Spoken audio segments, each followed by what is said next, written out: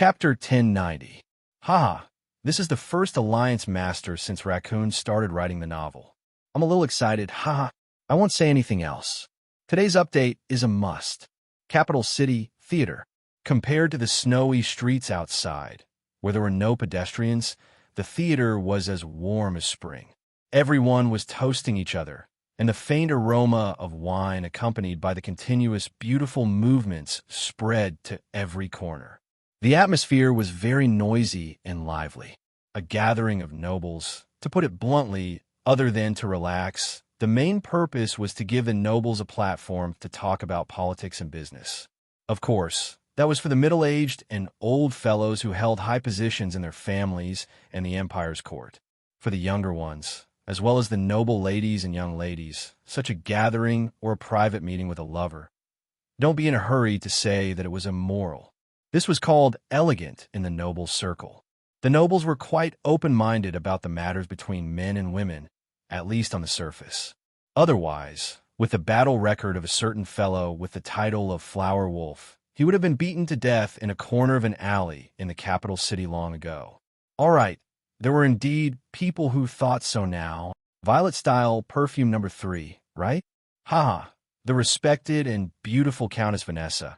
I have to tell you with great regret that I am allergic to the perfume extracted from violet flowers because it is too strong. Of course, you are an exception, because my nose can reject the fragrance of violet flowers. But my heart can't reject the charm of violet flowers, madam's body. Oh, so is the beautiful Miss Grace. Did you know? I have a portrait of you at home. Yes, I painted it after I saw you from afar when we met on the street. It is a pity that I couldn't invite you for a drink, because you left not long after. I didn't expect to meet you so closely. Yes, I think I will burn that painting when I go back tonight, because it doesn't depict even a fraction of your beauty and elegance. You want that painting? All right, I will send someone to give it to you tomorrow. Or you can come to my house to take it after the banquet. Lady Philomena, good evening. I am very happy to meet you again. What? Why didn't you add beautiful rhetoric in front of your name? I'm not being biased. Come closer. I will only tell my wife the reason, because using beautiful to describe you is an insult to you, my wife. Damn you. You're already in this state, yet you're still so arrogant. That shouldn't be the case. Isn't this guy from the new noble's side? He's usually very close to the second prince. Why would he dare to attend such a banquet? It can't be helped. He has a good father and a good grandfather. Didn't you see that even the first prince, who was about to be crowned, went to have a drink with him? That's true. Needless to say, the target of these young nobles who were holding wine glasses and gathered in one place was none other than Philip, who was at the northeast corner of the banquet, who had fallen into the rouge formation of many noble women and young ladies. It had to be said that compared to the desolation and desolation here, the atmosphere in the corner was rather lively. Philip's every movement, every charming smile, and every beautiful sentence would cause the surrounding noble women and young ladies to become restless and laugh. Some of the less reserved ones even blushed and covered their faces to scream. Looking at the entire banquet, even the first prince, who was the absolute center of attention, was not so lively and eye-catching. This scene naturally attracted the envy and jealousy of the young nobles in the banquet. If looks could kill, Philip would have been reduced to ashes long ago. But the reality was that even though he and the first prince were like fire and water, Philip was still hugging each other. The entire banquet. Oh, he's gone. The guy's finally gone. Ha, brothers, our chance has come. A short while later, Philip was led out of the corner by a guard and away from the crowd of noble women and young ladies. He seemed to be going to the washroom or something.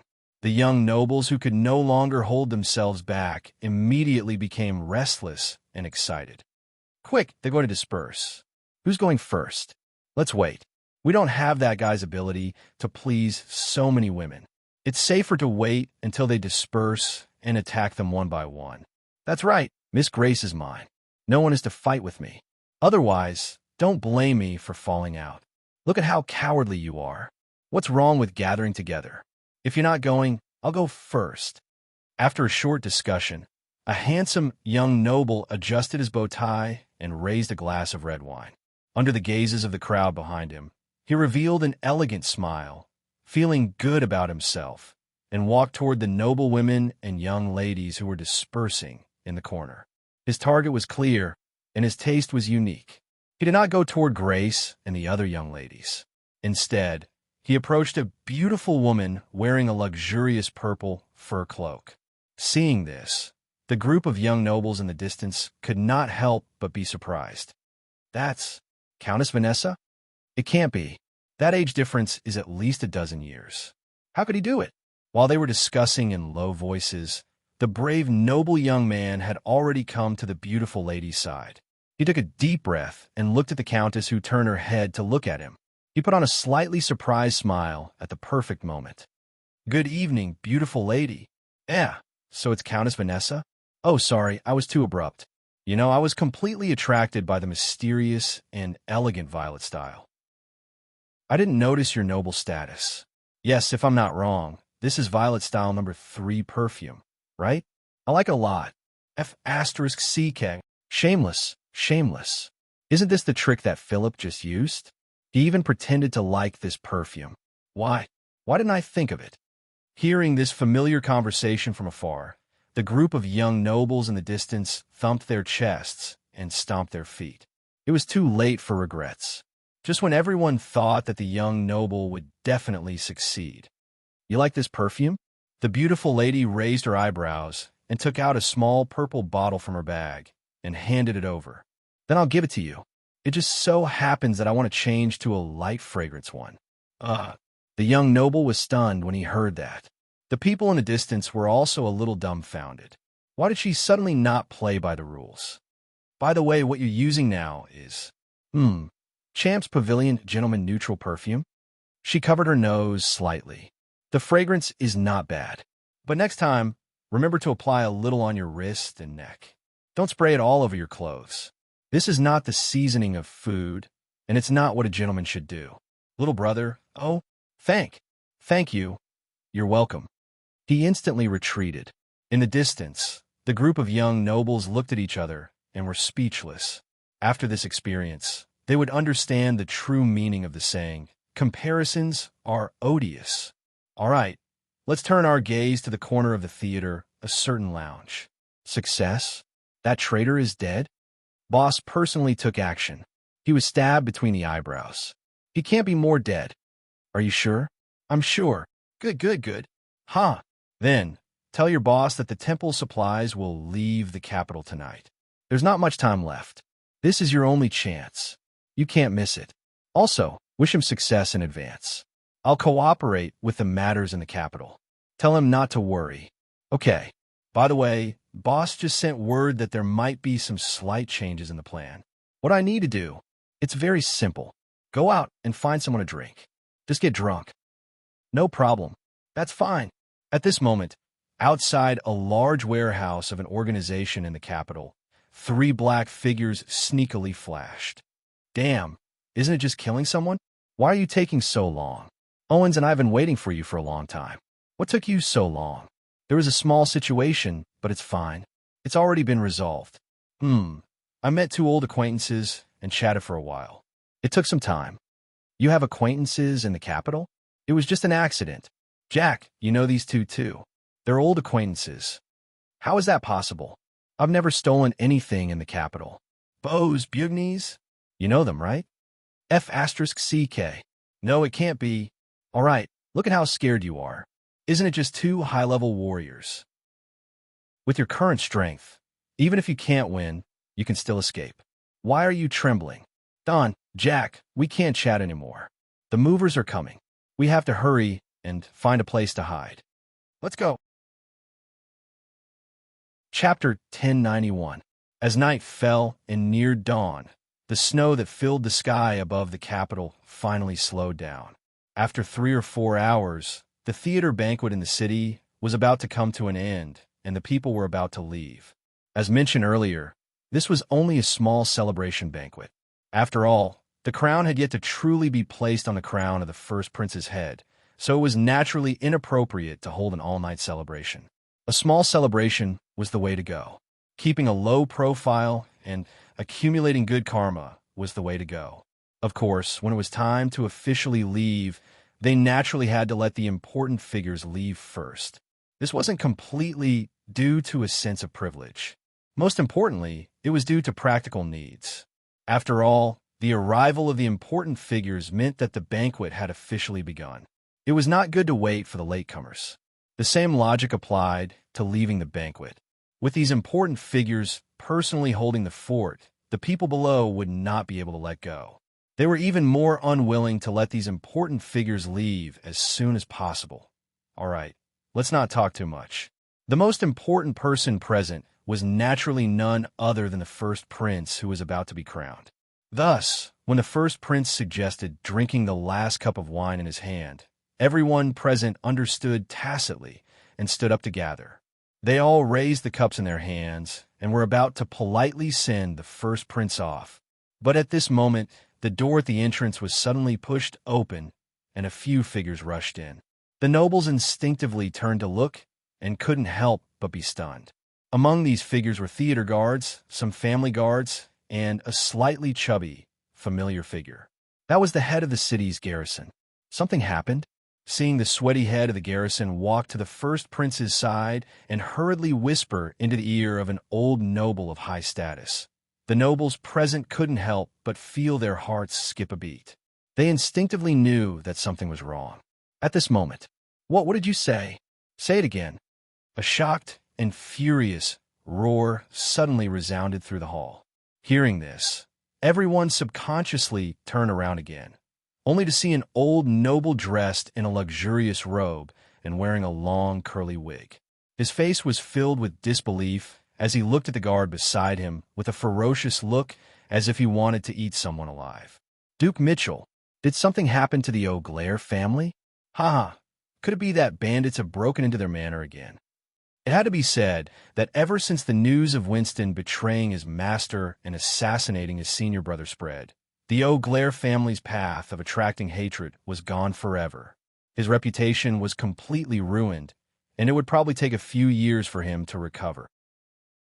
Now that they saw the current head of the O'Glair family, Grand Duke Mitchell's ugly expression, the nobles couldn't help but gloat in their hearts. However, before these feelings of ridicule could gradually spread, as the guard braced himself to report, all of them turned into shock. Young Master Winston was assassinated. Thump, thump, thump. After Duke Mitchell confirmed that he hadn't heard wrongly, he took several steps back, as if he had been struck by lightning. His aged body swayed like a willow in the wind. With a whoosh, the atmosphere in the field instantly rose. The nobles looked at each other in dismay. They could not help but look shocked as they discussed among themselves.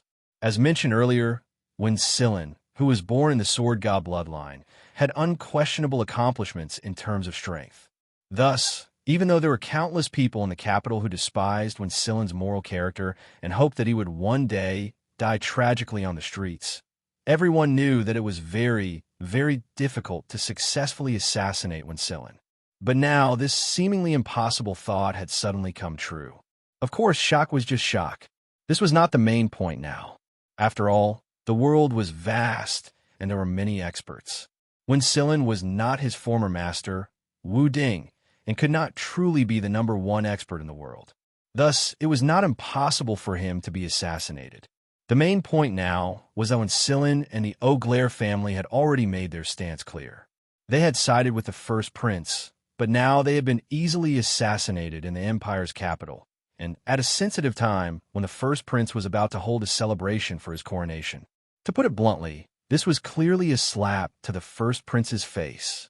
Thinking of the inside story, the nobles couldn't help but feel their hearts tighten when they saw the first prince's gloomy expression after receiving the news. At this moment, Duke Mitchell, who was on the verge of collapsing, suddenly pushed away the support beside him. He pointed at a certain spot with a trembling arm and roared in a shrill voice, "Philip, did you do it? No, it must be you. You were the one who stopped my son from entering the theater. So this was your plan. This is murder, a calculated murder." Amidst the echoing roar, all the nobles were stunned. Everything was dreadful when it came to causes. Furthermore, this matter was not complicated. Everyone present knew about the brief conflict between Philip and Winsilin outside the theater. In this way, the logic of not letting Winsilin enter the theater and taking the opportunity to assassinate him outside made sense and was reasonable. However, when everyone followed Duke Mitchell's arm to look at the person involved, they could not help but laugh bitterly and shake their heads. Who? Who's calling my name? Philip, who was leaning on a wooden table filled with food at the side of the hall, looked up blankly. His face was flushed and his eyes were drowsy. Is it, looking for me to drink? Is it, come, cheers? As he shook his head to keep himself awake, Philip wobbled to grab the wine cup on the table.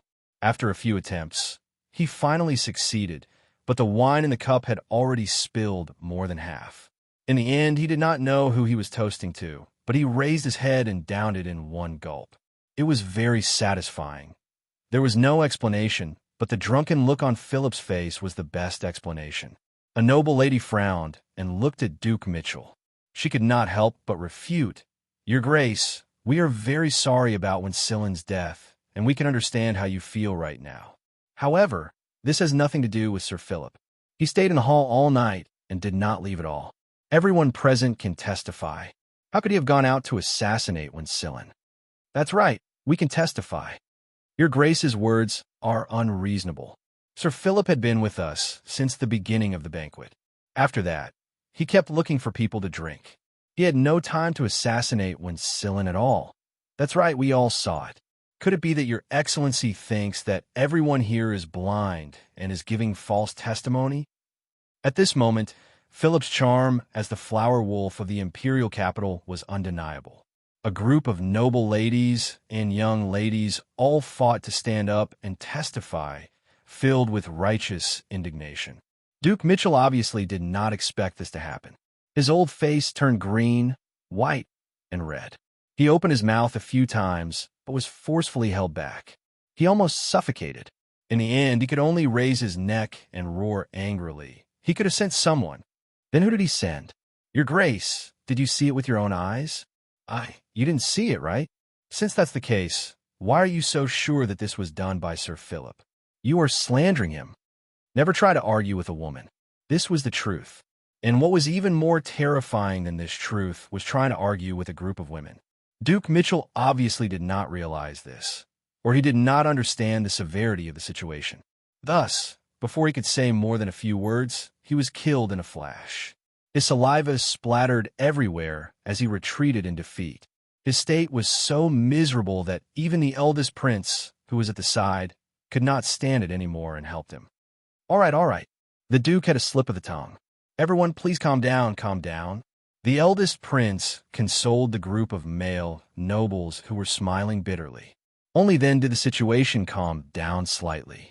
Then, the eldest prince frowned and looked at the slightly plump police chief who was constantly wiping his cold sweat. Has Winston's body been found? Yes, it was found in Sir Winston's own carriage. The only fatal wound was between his eyebrows. It was a stab in the middle. The assassin was definitely an expert. The time of the murder was about 3 hours ago.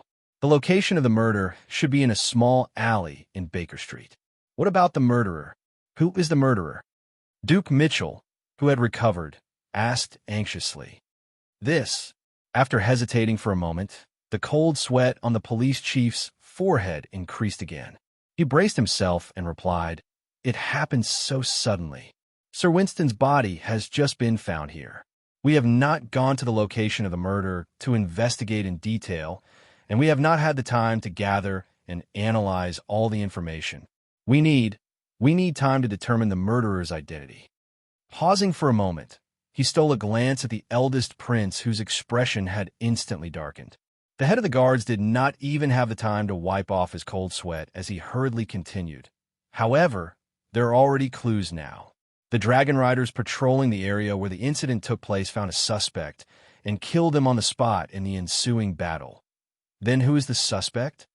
This I haven't had the time to ask. Useless. What are you still standing there for? Hurry up and call the person who knows. Yes. Chapter 1092. With the sudden turn of events, the celebratory banquet that was already nearing its end naturally came to an end. Of course, the eldest prince would not stay to investigate the case, and the nobles did the same. Even if they wanted to stay and watch the Ogler family's drama, or if they had other plans, now that someone had died in the capital, and a void-level expert at that, everyone could not help but feel uneasy. In order to avoid being caught in the crossfire, they naturally did not dare to get involved in this mess. Thus, after a short while, other than Duke Mitchell and the other members of the Ogler family, as well as the people the eldest prince had appointed to stay behind to assist in the investigation, all the nobles hurriedly drove out of the theater under the escort of their family guards. A lively and grand banquet thus came to an end with a strong start and a weak finish. Of course, looking at Duke Mitchell's face full of resentment and the eldest prince's anger as he left in a huff, everyone knew that Winston's death would not end so simply. On the contrary, this was just the beginning.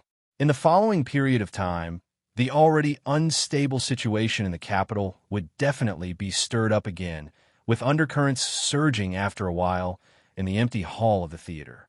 Second Hall, Garrison Dragon Rider Brigade, Captain Bowes, Vice Captain Bugnes.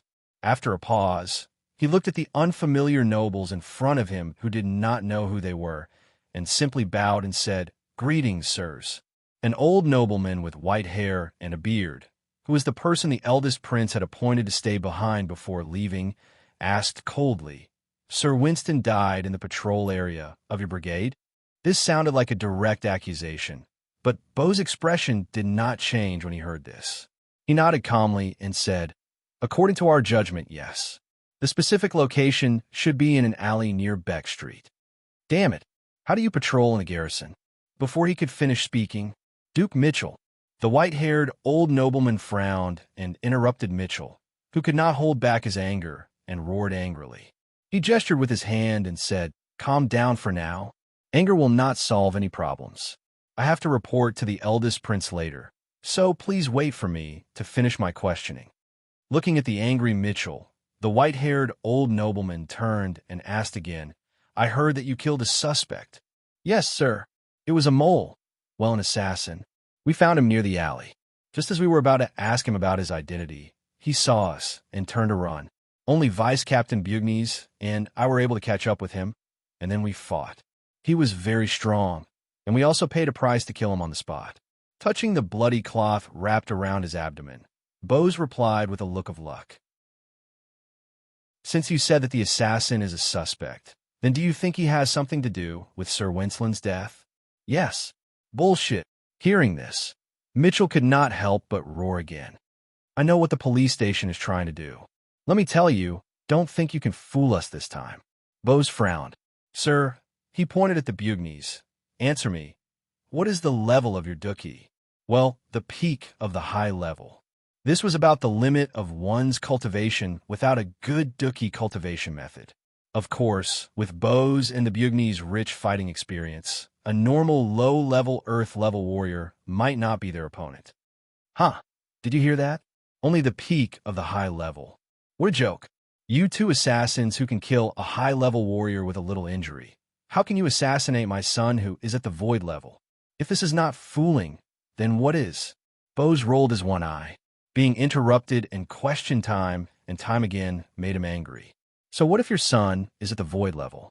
High strength, but low combat power. There are many idiots who have failed miserably." "Oh, wait, your son?" The white-haired old nobleman frowned, but in the end he spread his hands and introduced to Bowes and Bugnes.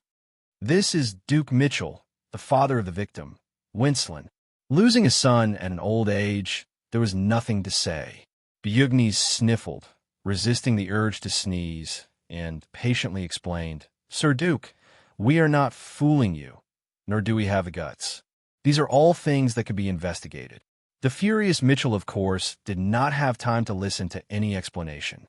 He directly waved his hand and asked, "Since you can investigate, why did you have to kill that assassin?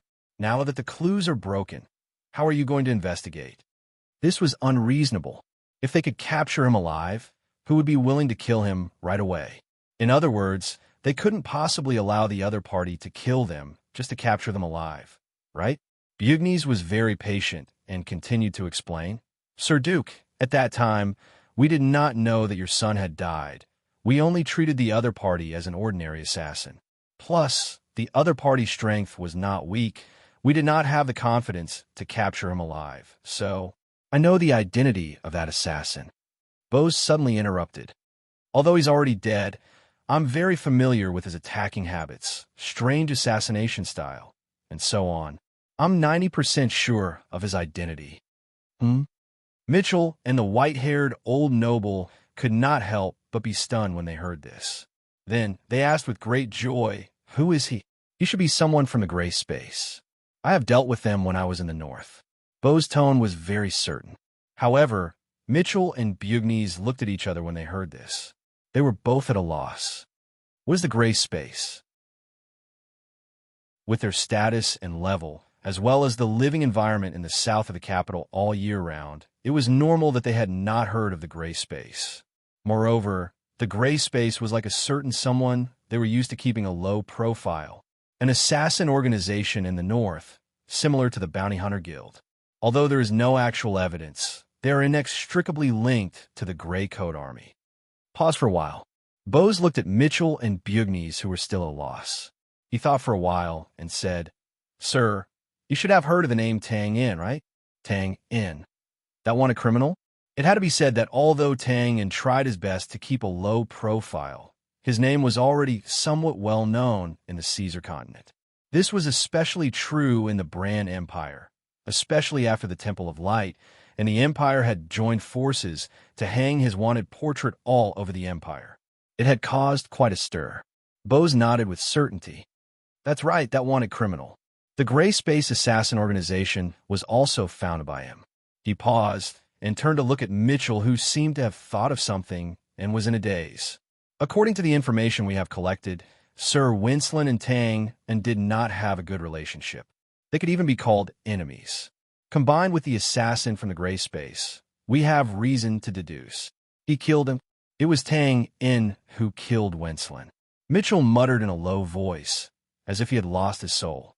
Of course, he knew about the enmity between his son and Tang In. It should be known that half a year ago, Winston had brought the family's experts and a few of the imperial court's officials with the intention of killing Tang In. However, they had failed, and Winston had returned with serious injuries. The white-haired old noble's eyes flashed. Although he did not say anything, he had already agreed with Bose's guess in his heart. This was because he had an extremely close relationship with the first prince and also knew about the incident at the temple. Although he was not very clear about it, he could already deduce from this that it was very likely that Tang In had appeared in the capital. Thus, it was only natural that he would come to seek revenge on Winston. And thinking about it from another perspective, an assassin who had the strength to strike Winston between the eyebrows and kill him in one blow. Other than Tang In, there were not many people in this world who could do that. There was the motive for the assassination, the matching strength, and the clue of the Gray Space assassin. All the evidence pointed to that fellow called Tang In. Pinching the bridge of his nose, the white-haired old noble felt that the situation had become complicated. He sighed and asked, Did you find anything else? Yes.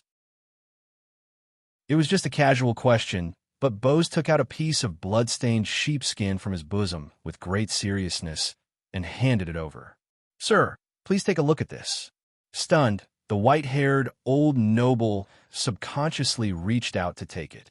He then lowered his head to look at the messy lines drawn on the sheepskin, as well as the various crude graffiti that resembled houses.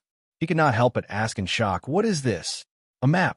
A map of the assassination operation found on that assassin. Bose's expression was solemn.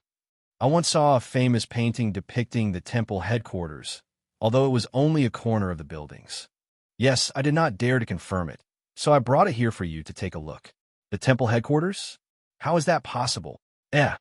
With the identity of this white-haired old noble, of course, he was qualified to enter the island and enter the temple headquarters. Although there were not many this time, it was enough to leave a vague impression on him. Now, looking at the crude sheepskin map in front of him and comparing it with the vague memory in his mind, the white-haired old noble's body suddenly trembled violently. The more he looked at it, the paler his face became.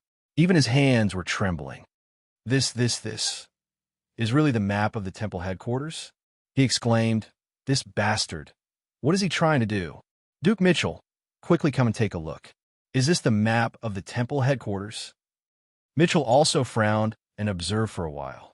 Then, his mouth fell open and he reached out to touch the parchment in a daze. This is the bishop's hall. This is the corridor and the blessing fountain. This is the temple headquarters. Then where is this place? Bose took a step forward and pointed at the intersection of many lines on the sheepskin map, where the red X symbol was, and asked solemnly, This is the prayer room? The dedicated prayer room where His Holiness meditates and communicates with God every day? Yes, it is His Holiness's prayer room. Could it be? Mitchell and the white-haired old noble both thought of something, but their lips kept trembling, and they could not say anything. They did not dare to say anything. After a moment of silence, Bose finally licked his lips and said in an unusually dry voice, So, he wants to assassinate the Pope. He dares. My lord, although I do not want to admit it, but think about what he has done before, and think about the reason why Lord Sword God was injured. He really dares. Men, prepare the horse. I want to enter the palace castle immediately and meet His Highness the Crown Prince. Damn it, where did everyone go? Quick! Chapter 1095. A huge commotion. As was often said before, there were no secrets in the circle of nobles. Before the white-haired old noble could rush into the palace castle and report to the first prince, the news of someone trying to assassinate the Pope had already spread quickly among the top nobles in the capital. First, it was the prince and his relatives who were close to the royal family. Then it was the several old families who controlled the country's politics, followed by the dukes, marquises, counts, and so on. To be honest, other than the first prince and a few other important people, the first reaction of the other nobles when they heard the news was as if they had heard a joke, and a very cold one at that. Assassinate the Pope? What a joke. Not to mention the feasibility of this plan. Well, there was really nothing to say. It was clear that there was no chance of survival, and there was no hope of success. The Temple of Light had 1,000 years of foundation. It was as heavy as a mountain and as vast as the sea. It was good enough that they did not take the initiative to crush others, but who would dare to provoke them? However, just when everyone had the relaxed attitude of watching a good show, they immediately heard the somewhat familiar name of the assassin, Twain. After casually sending someone to inquire about the background of this guy who did not know how to spell the word death, their relaxed and casual attitude instantly disappeared. What? This guy was once wanted by the Empire and the Temple of Light? No wonder the name sounded familiar. Right, why was he wanted? Because, he killed 4 great deacons of light, 1 inspector of the 4 directions, 1 cardinal vice-bishop, and 3 holy head knight commanders with 1 shot. Last year, this guy single-handedly went head-to-head with the headquarters of the Northern Temple of Light.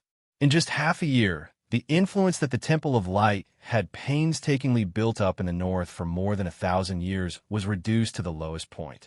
The foundation of faith was greatly shaken, and the collapse of the Temple of Light's influence in the north was buried.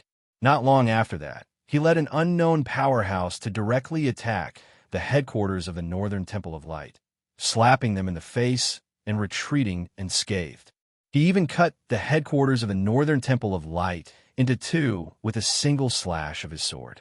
Well, there was still, this time, it was no longer the Temple of Light that was targeted, but the god of swords, Wu Ding, who was known as the Guardian of Bran.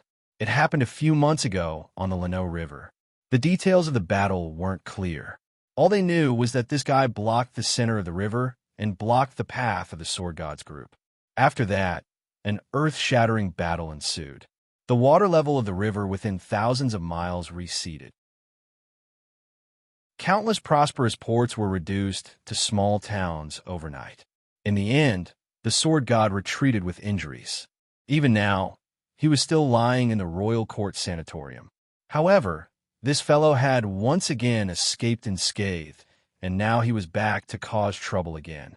In addition, there were others, such as when Scyllin leading many void-level powerhouses to encircle and annihilate them, and the temple headquarters also sent an elite team to kill them from afar. Compared to the previous few, they were negligible. It had to be said that when a behemoth took an interest in a single individual, the information-gathering ability was absolutely astonishing. Perhaps even Tang in himself didn't think that he would do so many earth-shattering things along the way. However, when this information was clearly organized and placed one by one in front of the nobles, they were shocked to the extreme. Just as Bose had emphasized, he really dared to assassinate the Pope. And, judging from the historical record, no one could guarantee that he had no hope of success. This was truly a stone that stirred up 1,000 ripples.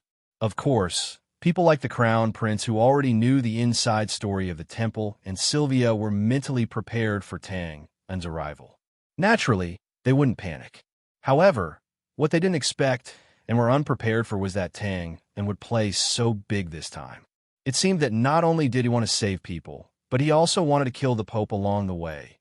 But then again, whether it was shock, panic, confusion, or disbelief, no one could remember that the source of this shocking news was Winston's death.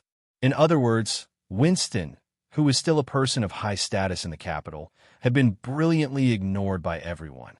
Just like the heavy snow that filled the sky in the middle of the night in the capital, there were no traces left behind. Of course, not everyone was like this in the latter half of the night. Philip, who had barged into the Imperial Sanatorium with the smell of alcohol, stood in front of Wu Ding's door. After calming down a little, he said with a chuckle, "Grandfather, that traitorous fellow is dead. A knife in the middle of the eyebrows. There was no pain. Ha, he got off easy." After a moment of silence, Wu Ding's old voice, which was as soft as a mosquito's, came from inside the room. "Send a bouquet of flowers to Haida, cough cough. Also, when you have time, go up the mountain and get my sword." "Okay, I'll bring wine and personally deliver this good news to Brother Haida." After a pause, Philip's expression was slightly surprised. "Go up the mountain to get your sword? Why is that?" With Wu Ding's current weak physical condition, it was undoubtedly unwise to use a sword again. Could it be Grandfather wanted to cut the weeds and eliminate the roots and wipe out the Winston family in one fell swoop? Don't ask too much, just do as you're told. Without waiting for Philip to understand, the old voice came from inside the room again. With the alcohol in his head, Philip didn't think too much and simply nodded in response. "Okay, by the way, Grandfather, the Circle is now spreading the news that Tang is going to assassinate the Pope. Haha, I don't believe that this is something that the useless guards at the police station can find out. That kid must be holding back something bad, but taking the initiative to expose himself. After the temple gets the news, they'll definitely be prepared for martial law. Won't this be harder to do?" After saying this, there was a moment of silence. Philip shrugged, not surprised. After bowing, he thought of Winston's corpse he saw not long ago, hummed a little tune, and left in a relaxed manner. When Philip left the Empire Sanatorium, in the theater of the capital, after several detailed inquiries from a few important people, Bose and Bugnes finally stepped out of the theater, exhausted. They looked at each other, smiled bitterly, shook their heads, and didn't say anything. Stepping on the snow, they directly left. Achoo! After leaving the theater, Bugnes picked up the cold snow on the side of the road and rubbed his cheeks. After sneezing a few times, he raised his head and exhaled a mouthful of turbid air, shook his head speechlessly, and took the lead to break the silent atmosphere. "Well, it seems that the two of us really aren't fated to be promoted and rich. Old Bao, you decide, when are we going to run?" "Okay, what's there to complain about? Isn't this situation better than losing our lives?" Rubbing his red nose, Bose also sighed helplessly. "I don't think it's that strong." Bugnes pursed his lips. "After the matter is over, the first prince and those important people will realize that we're working together to deceive them. The consequences..." After a pause, he covered his face and sighed. "I don't dare to imagine. That's a matter for the future. At least, We're still alive now, aren't we? That's true. After thinking about it, Bugnes raised his eyebrows and nodded with conviction. That's right, Bose and Bugnes lied. Just now, when they answered the questions of those important people, it was actually a lie that they had colluded with Tang in long ago. There was no other way, and there was no other choice. With Tang Un's current strength, killing a void-level powerhouse was like child's play. Naturally, killing the two of them would be even easier. And Bose and Bugnes had been traveling for a long time. Naturally, they weren't simple-minded people with a strong sense of justice. When he thought about the huge difference in strength between the two of them, he immediately agreed without making any requests. Thus, there was the scene in the theater not long ago I still don't understand. Scratching his loose hair, Bugnes had a complicated expression. If I'm not wrong, that guy threw out this shocking plan to divert everyone's attention so that he could secretly achieve other goals. But assassinating the Pope, well, although he does have a slight chance of success, this plan is too sensational and illogical. That was the truth. Not many people were truly idiots. As long as one was rational and clear-headed, feinting in the east and attacking in the west was not a brilliant idea. Anyone with a bit of intelligence would have doubts in this regard. More importantly, the plan that Tang In threw out was too vague. If he said that the plan was to randomly assassinate a noble every few days, then it was guaranteed that all the nobles in the capital would be scared out of their wits. They would believe it without a doubt and be in a constant state of panic. However, not necessarily. Not everyone does things logically. After pondering for a while, Bose's one eye flashed slightly, and he slowly shook his head. My opinion is exactly the opposite of yours. That guy is not a person who acts according to common sense. Maybe. He paused and stopped talking. In the end, he didn't continue. But Bugnes certainly knew what he meant. He opened his mouth in shock. No way, old Bao. You mean a trap within a trap? Is he really going to assassinate? At this point, Bugnes was shocked and couldn't continue. He slapped his thigh. Damn, it's possible, very possible. This guy's not a person who knows his place. What others don't dare to do. Enough. Bose simply waved his hand and interrupted. He took a deep breath. It's just a guess. It's useless to say it. Let's go. It's more practical to think about how to escape.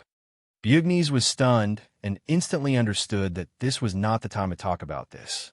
He helplessly spread his hands and rolled his eyes. Isn't it all your fault?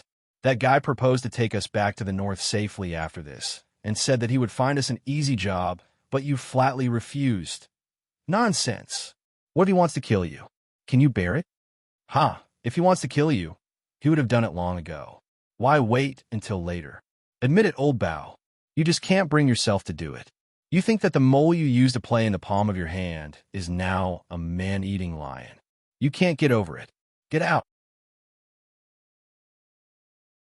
Chapter 1096. After a night of brewing, great waves were formed. The next day, without waiting for the sun to rise from the east, the atmosphere in the capital, which had been tense recently, became even more solemn. The level of patrols outside the city, especially in the noble districts near the palace castle, was once again raised. It was an exaggeration to say that there was a sentry every 3 steps and a sentry every 5 steps, but wherever one looked, no matter which corner of the capital, there was no shortage of armored cavalry guards. This was true when such a vast array fell into the eyes of the ordinary people. They could not help but feel a wave of panic. But to the knowledgeable nobles, they knew that this was just a facade and did not have much practical significance. It must be known that Tang Un was a ruthless character who had escaped unscathed from the sword god's sword. In front of an expert of this level, this kind of martial law array used to deal with ordinary martial artists and assassins was indeed useless, but the nobles who were still clear-headed did not feel much panic. Just as Bose and Bibi had guessed, not many people were idiots, especially nobles who had been shrewd and calculative all their lives. Although they could not see that the two insignificant characters, Bose and Bugnes, dared to deceive them, and although they were also somewhat surprised by Tang Un's plan to assassinate the Pope, they knew in their hearts that Tang Un was not here for them. This way, As long as they did not go out and were not unlucky enough to be caught in the crossfire, their personal safety was still guaranteed. As for the church, they could just send someone to inform them in time, so there was no need for them to worry. In fact, that was what the first prince and the others had done, and their efficiency was rather high. Not long after the white-haired old noble entered the palace castle to report last night, a messenger cavalry rushed out of the city to inform the headquarters of the church. But it was worth mentioning that the first prince and the others had only received the news in the wee hours of last night, and the headquarters of the church was southeast of the capital, at least 100 kilometers away. This meant that by the time the messenger cavalry rushed to the banks around the headquarters of the church, it was already the morning of the next day. At this time, the church's transport ship carrying rich supplies had already entered the water and was breaking through the misty morning fog on the lake, slowly approaching the island in the middle of the lake. It was also at this moment that a large pile of cloth bags in one of the ship's holds suddenly shook. Panting violently, 3 figures with various vegetable leaves hanging from them struggled out. "Huff! Your Grandpa Jack is about to suffocate to death. I'm finally out. To think that I'm actually at the bottom. Holy shit." Amidst the complaints, a figure quickly approached the window at the bottom of the cabin and looked outside. Without turning his head, he said directly, "Isn't it all because of you? You said that you have experience and meticulous reasoning. In the end, you chose this hiding cloth bag at the bottom. Cough, cough, a mistake, a small mistake. Trust me, I'm a professional thief. It's all those scammers' fault. How can fresh fruits and vegetables be suppressed like this? You don't have any common sense at all. How uncultured. Ha! This isn't a matter of common sense." Apart from the two of them, the third figure was rather calm. He stood by the side, shaking off the leaves on his body as he chuckled and waved his hand. "Holy lake! Yes, it's the lake right now. Although the area of the lake isn't small, the speed of the temple's transport ship is still quite good. It won't take long for us to travel between the two shores. Therefore, as long as it's not fragile and precious items such as crystal paintings, there's no need to carefully classify the goods when transporting them back and forth." After the explanation, the cabin was silent for a moment. "Brother Owens, right? I know that you're from the temple and are very familiar with this place. But it wasn't easy for me to come up with an excuse. Do you have to expose it so honestly?" Sorry. Needless to say, these 3 people were naturally hiding in the supplies. After a night of traveling by land and water, they finally arrived here, Tang In, Jack, and Owens. There was no problem with the plan beforehand, and there was no mistake in the execution. Putting aside Jack's small mistake, the 3 of them had now successfully approached the temple headquarters. Now, what they still needed to do was to wait patiently. When the ship approached the island and was about to disembark and unload the goods, they would sneak into the water, of course. Plans were plans, and execution was execution. Before the result was achieved smoothly, no one dared to say that they had succeeded. After all, it was an assassination of the Pope. Anyone would inevitably be nervous if they were in this situation. Jack, who had been a petty thief all his life, was even more so. Therefore, he was particularly talkative and even long-winded. "By the way, Tang In, I didn't understand what you were saying in the cloth bag just now. Why did you pull Bose and the others in? Is it reliable? Of course, I'm just asking. But there won't be any problems if the plan is easily changed, right?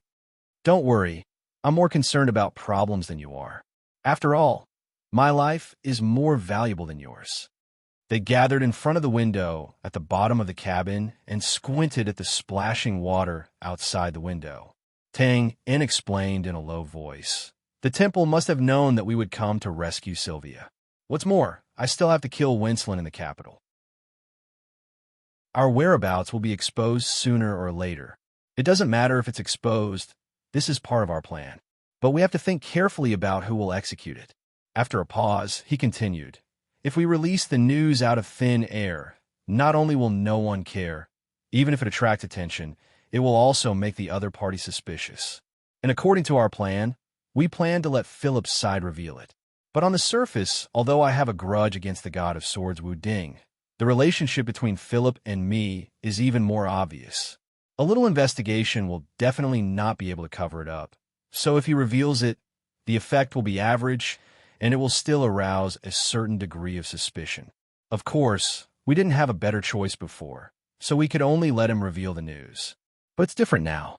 Bows and bugnies have appeared. If they find out our whereabouts, it will definitely not arouse suspicion, and the effect will be the best. The appearance of Bose and Selena undoubtedly made Tang In very happy. The corners of his mouth lifted, and he said with a light smile, "Let's use Bose and the others to reveal the news of our appearance in the capital." The capital will definitely immediately send someone to inform the temple headquarters. Maybe the people from the capital have already arrived at the shore. In this way, guess, how will the temple react when they hear the news? Jack looked at him with disdain. Nonsense. Is there need to guess? Whether they believe it or not, and whether they care, the temple will definitely strengthen their defense and be on high alert. That's right. That's the effect we want. With a crisp snap, Tang In snapped his fingers. I've already calculated the time difference. We'll definitely get close to the temple headquarters, one step ahead of the people from the capital. In other words, when we dive and find the underground waterway of the temple headquarters, the defense above will have just begun to strengthen. Understand? Before Tang In could finish his explanation, Jack's eyes suddenly lit up, and he said excitedly, "When the temple receives the news, they don't know that we've already infiltrated and are right under their feet. In this way, their defense will only focus on the outside and not the inside. This gives us the space and opportunity to move next." F***CK. Tang In, you're really sinister. Nonsense, this is called wisdom. It's the same. This was the logic, and it was not difficult to understand. To make a very simple analogy, take the frontline stronghold, for example. When the defending general knew that the enemy was about to attack, the first decision he made was to close the city gates and mobilize troops and long-range attack equipment on the outer four walls to strengthen the defense. He did not disperse the troops in the city from the beginning. That was a helpless preparation for street battles that would only be done when the city was about to be breached. This was also the reason why Tang In was overjoyed when he saw Bose and Jack appear. It was also the full picture of a scheme within a scheme. To put it bluntly, under Tang In's scheme, the eldest prince's side thought that they could help the temple headquarters by transmitting the news, but in fact, they had tricked the temple headquarters and helped Tang In. It's here. While Tang In and Jack were making fun of each other, Owens, who had his head tilted and eyes closed as if he was sensing something, suddenly opened his eyes and pointed to the deck under his feet. The fluctuation of the underwater magic trap has disappeared here. We're close to the periphery of the island. After all, he was born in the Temple of Light and cultivated the power system of the lineage of light. Even if Owens walked the path of a warrior, he had no problem sensing the fluctuation of light magic. This was one of the important reasons why Tang In had to bring him on this trip. Then what are we waiting for? Let's go. Tang In's expression turned solemn when he heard this. Without hesitation, he raised his hand to open the outer window at the bottom of the cabin and jumped into the cold lake with the splashing water. Almost at the same time, Owens and Jack also jumped into the lake. Jack, who was the last to come out, kicked his legs lightly and closed the outer window to prevent the splashing water from seeping into the cabin. Perfect. The holy lake that Owen spoke of was very cold and clear. After letting the shadows of more than a dozen ships pass by quickly above their heads, they slowly approached the surface of the lake.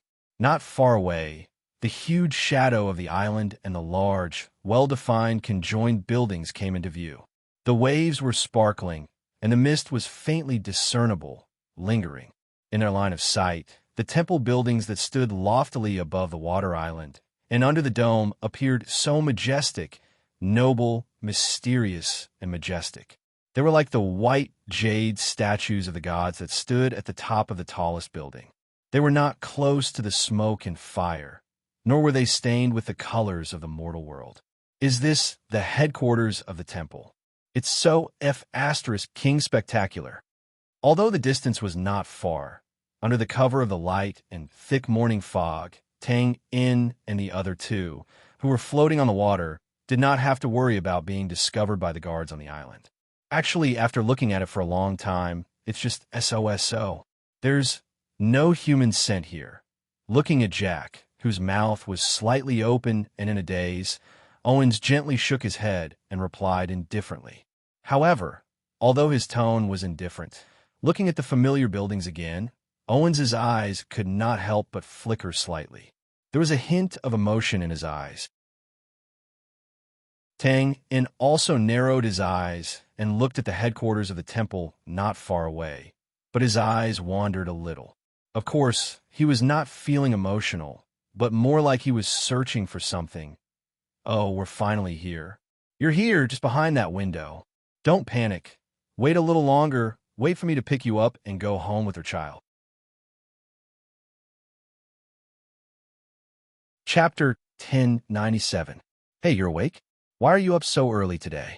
Or did I disturb you when I came in? No, Mia, In a room in the corner of the temple headquarters, Sylvia was curled up in a blanket. She scratched her slightly messy long hair and looked at the door with a slight frown. It's a little noisy outside, so I woke up. Oh, then there's nothing I can do. The beautiful young woman, Sylvia's childhood friend Mia, was standing in front of the window, facing the lake. She pushed the window open to let the fresh morning air rush in quickly. She shrugged and said, "You don't know, but just a quarter of an hour ago, there was a big commotion on the island. At least half of the temple guards were urgently mobilized to patrol and set up defenses. The defensive magic circles inside and outside the island were also activated immediately. They were on standby." She paused, tilted her head, and smacked her lips. "TSK. Anyway, in my memory, there has never been such a panic. Everywhere is a mess." Xiao Weian couldn't help but be stunned when she heard this. "Why is that?" Ask yourself. Pausing for a moment, Mia looked at Xiao Weian, who still had a confused expression, and shook her head with a smile. "I've asked around. That little man of yours called Twain has come to save you. Haha, congratulations, Wei Wei. He made such a big fuss for you, and even went against the Millennium Temple. It seems that he truly loves you." Sylvia's arm that was lifting the blanket suddenly paused. She blinked, then lowered her head and bit her lips. "He came." Mia nodded and raised her eyebrows. "Yes, you don't seem surprised?" "Why would I be surprised?" Sylvia looked up and smiled calmly. "Isn't it normal for him to come and save me?" Wow, such a boastful tone. Mia seemed to have suddenly felt the cool fog outside the window. She unconsciously rubbed her arms and sighed. Is this the magic of love? I didn't expect Our Lady Flower of Nights to have such a feminine side. It's really unbearable. "Ha! Mia," Xiao Weian rebuked angrily. "Haha, don't shout, and don't be in a hurry to show off your affection in front of me. Wait until that little man really rescues you, Sir Knight." Mia blinked and teased. After pausing for a moment, she spread out her hands again and said, "It can't be considered as leaking information, but seeing how the temple headquarters is treating this seriously, it will be difficult for that little man to save you. It's almost impossible. Yes, it can't be considered as me slandering him behind his back. Although that little man of yours is courageous, he is too impulsive. He hasn't even shown up to save them, yet his whereabouts were already known by the temple headquarters in advance. This is too careless." Sylvia shook her head gently, as if she didn't agree with Mia's evaluation, but she didn't refute her. She only smiled and looked at him expectantly. Mia laughed and shook her head. "Fine. If you're not nervous, why should I be? Wait a moment. Since you're already awake, I'll get you some hot chicken soup to nourish your body. Don't sleep." Before she could finish her sentence, Sylvia, who had just lifted the blanket and was about to get up, quickly shrank back into the bed and covered her head with the blanket, as if she didn't see or hear anything. "I'm so sleepy. I want to sleep for a while more." Mia was instantly flustered when she saw this. She went forward and pulled the blanket. "Get up. Sylvia, I know you're strong, but don't play dumb with me. You have to drink the chicken soup. Not a single drop left." Get up. It had to be said that ever since Sylvia moved in, the temple headquarters really didn't mistreat this former traitor. On the contrary, they always provided her with good food and drinks. It could even be said that other than the different places they lived in, she also enjoyed the same treatment as the pregnant concubines in the palace castle. However, no matter how delicious and nutritious the food was, no one would be able to stand eating it for more than a month. Needless to say, Xiao Weian had never gotten used to it, nor had she ever thought that she would enjoy such treatment. Therefore, compared to the nourishing chicken soup in Mia's mouth, what Sylvia missed more now was plain tea and plain meals. Even if she had to practice her spear skills without eating or drinking for a few days, it would definitely feel much better than drinking that mouthful of chicken soup. I'm angry. Sylvia, I'm really angry. Why you? Even if you don't think for yourself, you have to think for the child in your belly. Now is the crucial time for nourishment. You'll regret it if you're late. Sylvia's strength was indeed domineering. Even though she was pregnant now, as long as she didn't want to, Mia could forget about pulling the blanket away from her. She replied in a muffled voice. I'm sick of hearing this. You're always saying the same thing. I don't believe you anymore. Besides, didn't those peasant women in the world manage to give birth to their children without chicken soup 3 times a day? Xia, Wei, and you, fine. Even if you don't think for your child, you have to think for me, for a good sister like you who you rarely see in years. What does this have to do with you? Nonsense. I'm saying if there's any problem with the process of giving birth to your child, won't that little man who dares to challenge the temple directly tear me apart? Is that so? Isn't that so? Hearing that there was a chance, Mia's tone became even louder. If there's really a problem with you, perhaps that little man won't even need to look for me. Headquarters will be the first to come after you. Then let him tear you apart. Who asked you to curse our child just now? You deserve it. Sylvia, you ingrate. I'll fight you to the death. Note that the above words were not in the water. Absolutely not, because there was a scientific term that had been proven many times over for Sylvia's condition. Birth, forward, synthesis, combination, illness, cough. Don't smash the screen, don't throw things. Back to the topic, just as the tanuki was going crazy in the water. No, just as Sylvia and Mia were fighting over the blanket in the room, a few miles away, 3 figures that had been wandering around the underwater foundation of the island for more than half an hour finally stopped somewhere. F***CK. Quite cunning. They even know to raise a layer of water plants to cover it. Luckily, I have sharp eyes. Otherwise, I wouldn't have been able to find this water inlet. Tang In commented disdainfully while pushing away the layers of vine-like water plants in front of him. That's right. After a hard search, Tang In and the others finally found the underground waterway entrance hidden in the island. After all, there were at least a few thousand people living in the temple headquarters on the island. It was impossible for them to live without a water source every day. In this way, it was inevitable that there would be a water outlet and a water inlet. It should be said that Tang In and the others were quite lucky. After all, the island was not big, but it was definitely not small either. Taking into account the large horizontal area of the underwater foundation, it only took them half an hour to find the water inlet. It was definitely a blessing from the goddess of luck. Of course, the countless facts in the past also proved one truth, and that was that Tang In's luck had never been that good. This is a magic lock? After the water plants were cleared, the entrance of the water inlet was naturally exposed. But things did not come to an end smoothly, because the entrance of the passage was covered with a layer of hollow wire mesh made of some unknown metal strips. In the middle of these hollow wire mesh, there was a square, brick-like object that was quietly flashing a faint, dangerous red light underwater. Well, although it looked very similar, it certainly could not be an explosive pack. But if one only looked at the effect after it was triggered, it could be regarded as an explosive pack in the modern world. In other words, this was an explosive pack in another world. If it was accidentally ignited, after Tang In said the name of this dangerous thing, Owens leaned forward to take a look. His expression suddenly changed, and he frowned. Damn it, this is a fire element magic lock. If it is accidentally triggered here, he did not continue, but Tang In naturally knew in his heart. The environment at hand was underwater, and there was no lack of active water elements. As such, once the fire magic lock was triggered here, water and fire were incompatible with each other, and the explosion of power under the violent collision would definitely be noticed by the temple headquarters on the island, not to mention whether they would be in danger or not. Why don't we continue to look for another passage entrance? Owens looked at Tang and suggested, if we can find a light element magic lock, I am confident that the explosion will be minimized.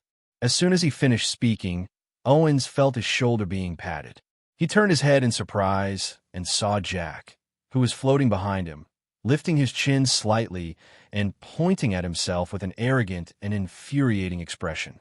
Then he turned his hand and pointed at Owens, punched the air a few times, and waved his hand. Then he pointed at the magic lock with one hand and pointed at himself with the other, giving a thumbs up. It was like a mime, but in fact it was purely an act of helplessness. Among the three people present, Jack's strength was the lowest. He had not yet reached Earth level, so he could not be like Tang, and Owens, who could speak freely even underwater. Fortunately, although Jack could not open his mouth, Tang, who understood him, was beside him. He smiled and translated to Owens. He said, "Don't forget his existence. In terms of fighting, he is not as good as you. But in terms of picking locks, you are definitely not as good as him. After all, he is a professional in this." Sorry. Upon hearing that, Owens was stunned. Then he looked at Jack, who was nodding fiercely, and suddenly thought of Jack's seemingly mediocre identity as a thief. He suddenly understood and hurriedly stepped aside to express his apology. Jack replied with a magnanimous wave of his hand. He moved closer to the magic lock and looked at it. Then, as if he suddenly thought of something, he turned to look at Tang, and after a pause, the two of them could not help but look at each other and chuckle. Fate! Tang knew what Jack was thinking at this time. In fact, when he first saw this magic lock, he had thought of it. Back in Lion City, when he and Jack had first met, the two of them had agreed to steal something from a secret room in a noble's manor. There, they had also seen a magic lock. At that time, they had almost died from this dangerous thing.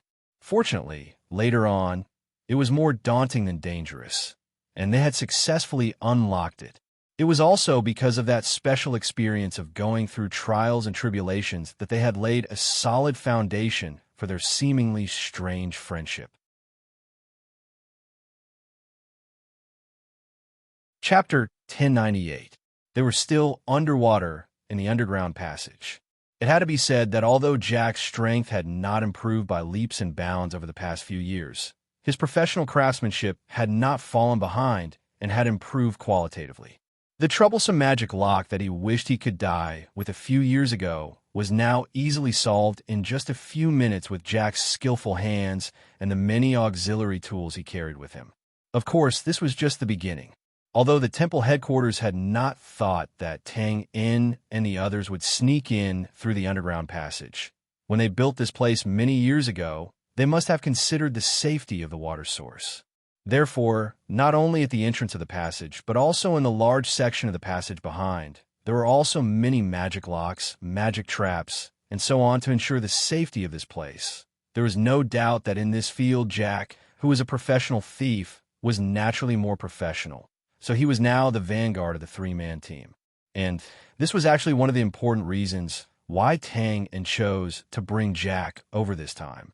Looking at Jack, who was crawling in front of him, muttering and cursing nervously, wiping the cold sweat on his forehead from time to time, he seemed to be very dissatisfied with this dangerous journey. But he had no intention of stopping his work at all. On the contrary, he kept risking his life to solve all kinds of traps and locks that were enough to kill him. Tang smiled and felt extremely lucky for a moment. That's right, lucky. Although Tang had been in a predicament of being hunted down most of the time in the past few years since he came to this world, he could not be said to be lucky at all.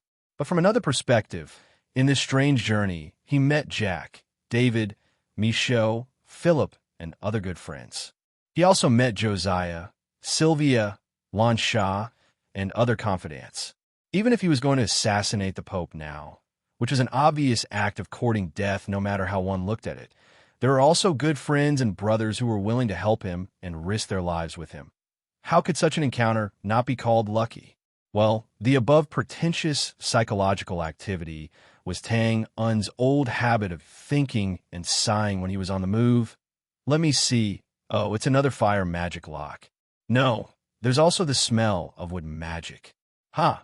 I found it. It turns out to be a dual attribute magic lock. Tisk, it's a bit tricky. Come on, let the great thief Jack unlock you. What? Jack first looked sideways at the palm on his shoulder, then looked up in surprise and inexplicably looked at Tang Un, who was a little moved. Nothing. Well, thank you, brother. You're crazy? At this time, at the temple above his head, Lord Bishop, the paladins have already set up their defenses. They are also sending people to control the pier on the other side. An inescapable net will be set up within a radius of 10 miles. There won't be any mistakes. The elite magicians have just released a few waves of probing magic, but they haven't found any abnormalities yet. Yeah. How's Xiao Weian doing? I'm eating breakfast. Everything is normal. Well, you may leave first. Yes. As the missionaries ran back and forth to report, the relaxed atmosphere in the main meeting hall could not help but become more relaxed. Sitting at the head of the table was an old bishop with white eyebrows in a bright red robe. He smiled and turned to look at an old nobleman with a respectful expression on his face. He bowed and said, "Thank you, sir, for taking the trouble to come and tell us this news. The temple thanks you." "Haha, it's my pleasure, it's my pleasure."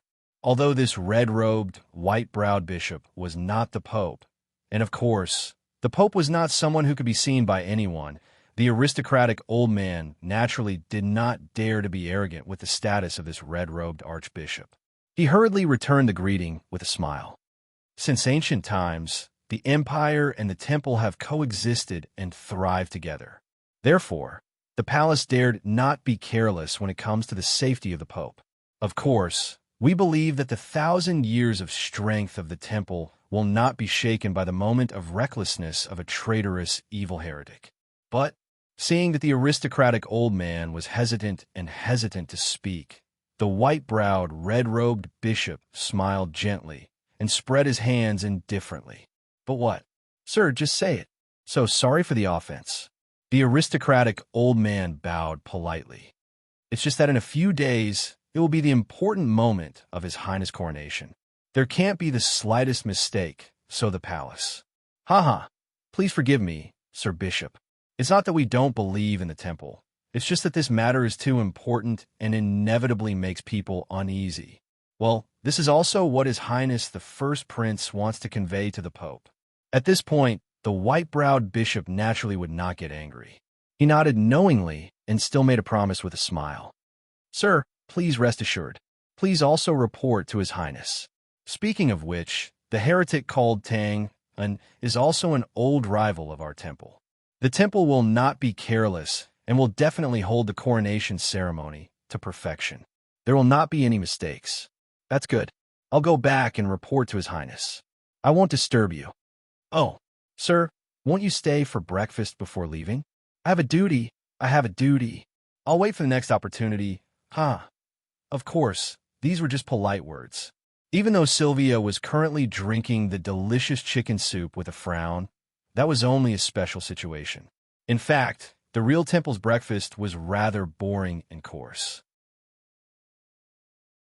The old aristocrat who was used to a life of luxury would naturally not be used to it. After symbolically sending the old aristocrat out of the meeting hall, the white-browed bishop turned around and frowned. After some thought, he waved his hand at the solemn guard beside him and said in a deep voice, "Pass a message to the person in charge of the intelligence department. I don't care what method they use. They must find the heretic's whereabouts as soon as possible.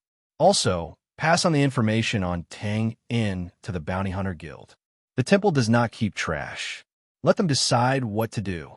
Yes, just as mentioned before, when a behemoth had a single individual in its field of vision, it would activate with a loud rumble. The power that erupted could definitely be called shocking. However, no matter how the red-robed bishop thought, He never expected that the target he was looking for was actually right under his feet.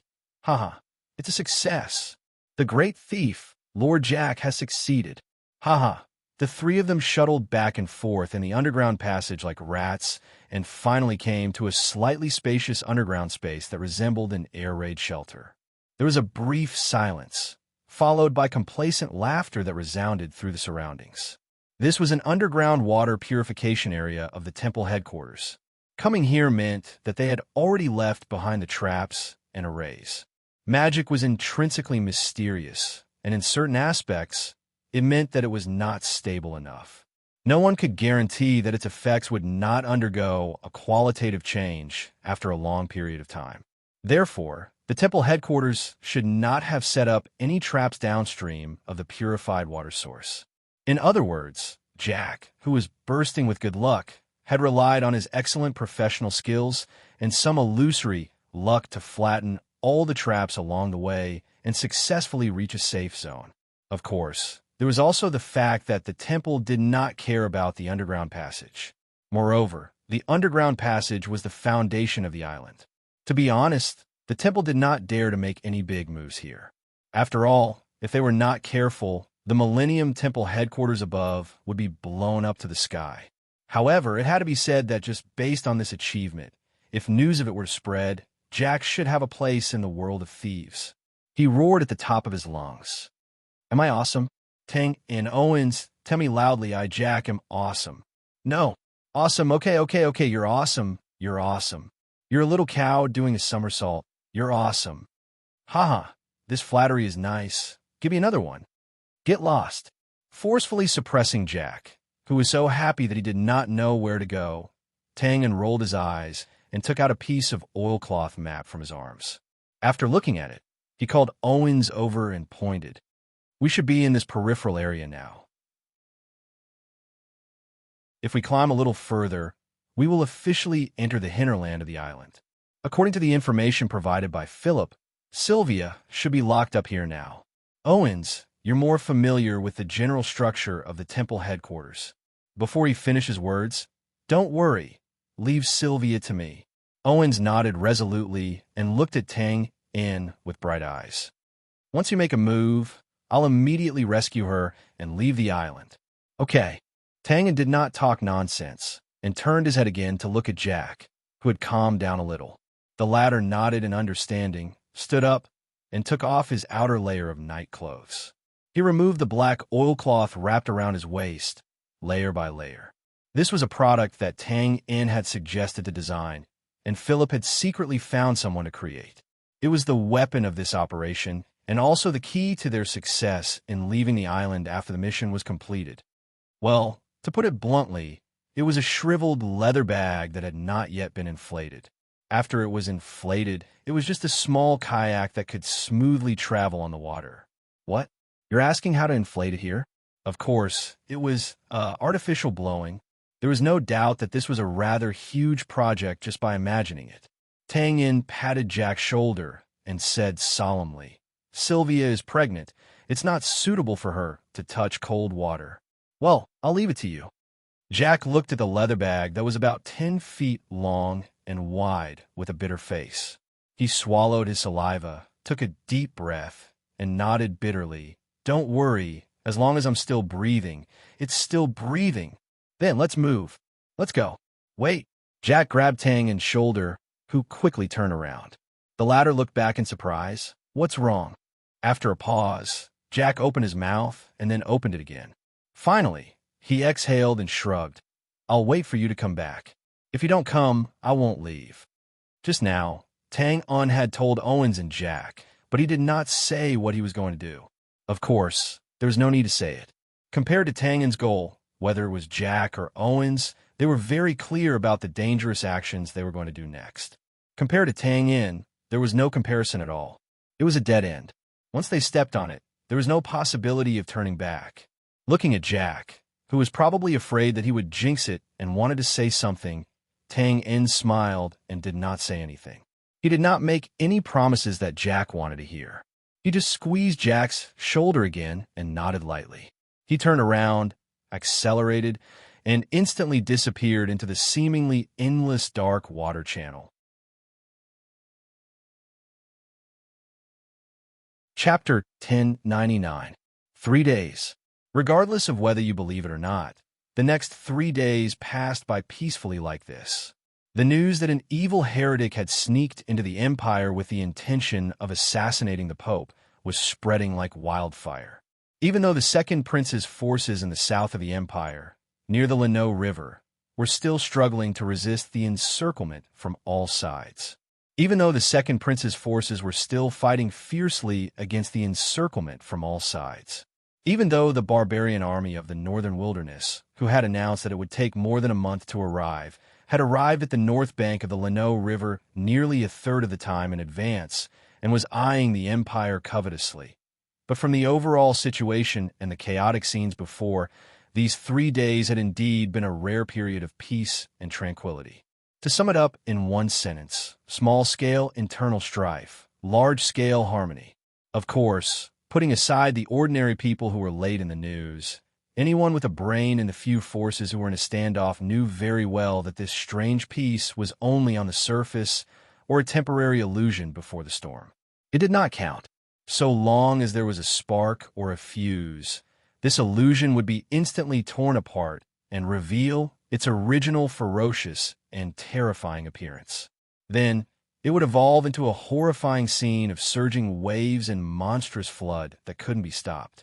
More importantly, and more terrifying, was that there were too many fuses that could lead to such an outcome.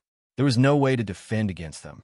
For example, the First Prince's official coronation, the Second Prince's complete annihilation, the Grey Coat Army's declaration of revenge against the Temple, the barbarian army in the northern wilderness crossing the Lanao River and launching a large-scale attack, and so on.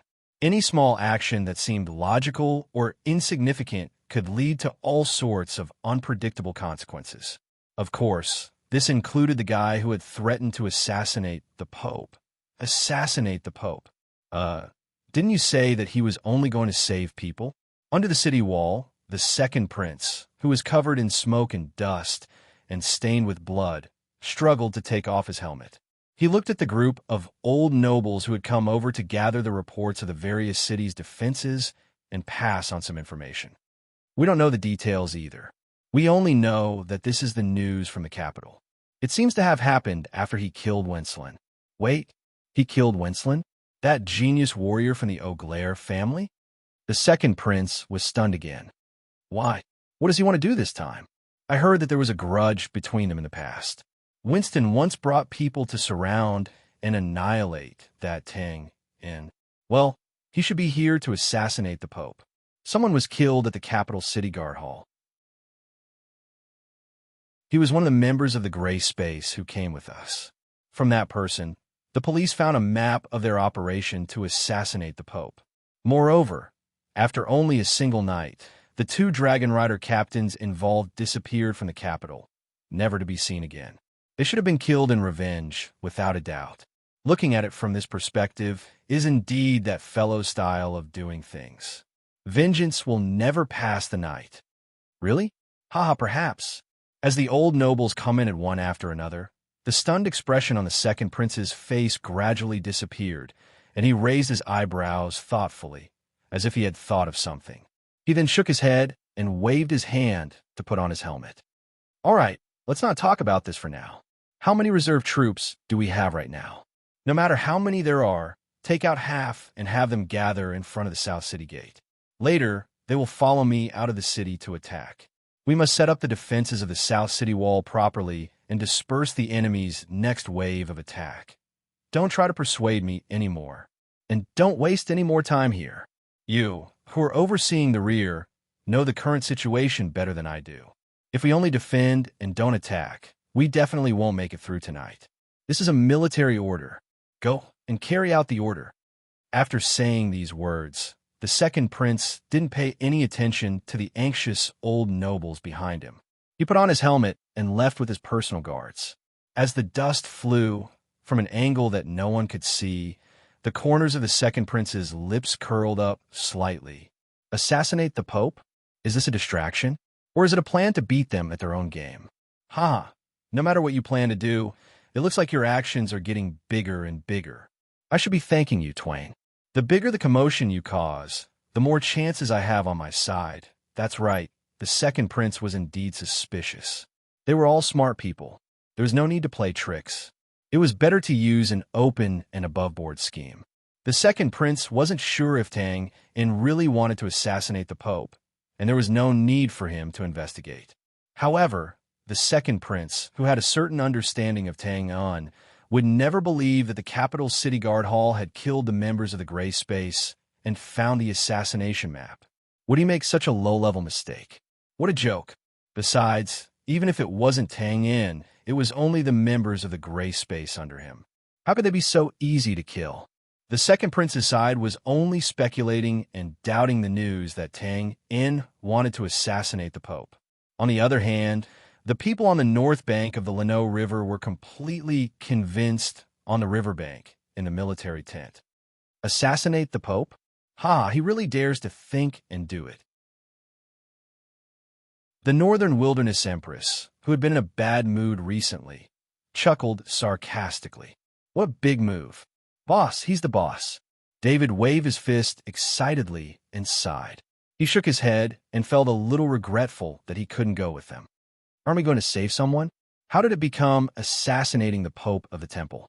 Josiah, who was holding the magic staff in his hand, said in a confused and worried tone, maybe things have changed, and he has to do this. Lan Shah, who was not in the mood to argue with Josiah, frowned and analyzed. That should be the case. Bamata nodded affirmatively. He curled his lips and said from a professional point of view, don't be fooled by the hypocritical guys from the Temple of God. They look kind on the surface, but they're actually filthy and evil. Moreover, the little girl named Sylvia is now so important to the Brand Empire and the Temple of God. If they didn't do something to her imprisonment, it would be really abnormal. If I'm not wrong, the assassination of the Pope is the key to Tang In's rescue plan. It had to be said that among those present, whether it was Josiah, David, Lan Shah, or the Northern Wilderness Empress and Bamatu, who had become very familiar with Tang In because they had been with him for a long time, or the Northern Wilderness Empress and Bamatu, who had become vigilant because of him, they were now very familiar with Tang In's style of doing things. Therefore, when they first heard the news, the perspective of these people was immediately one level higher than that of the people on the south bank of the Leno River.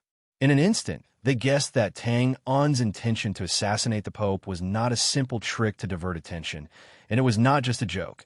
No matter what, brother will succeed. Oh, and there's our little Carol in the corner. She was holding a terrifying long scythe, and her little face was tense.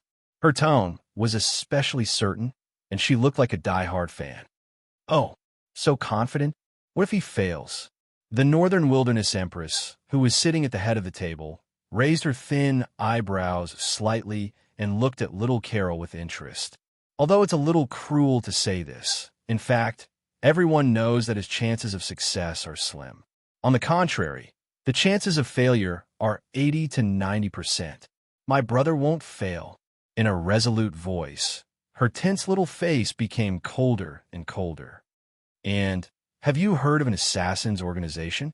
Her tone was not very friendly, but of course, the Northern Wilderness Empress did not mind.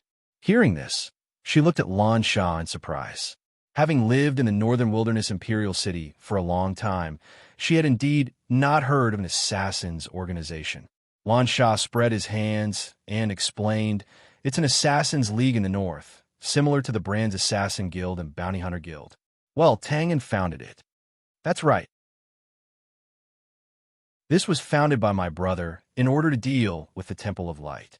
Now that my brother is not here, I have the final say in this organization. She pointed at herself. Under the Northern Wilderness Empress's surprise gaze, little Carol's palm-sized little face actually showed a bit of murderous intent. She continued, perhaps you don't know about the organization. It's okay.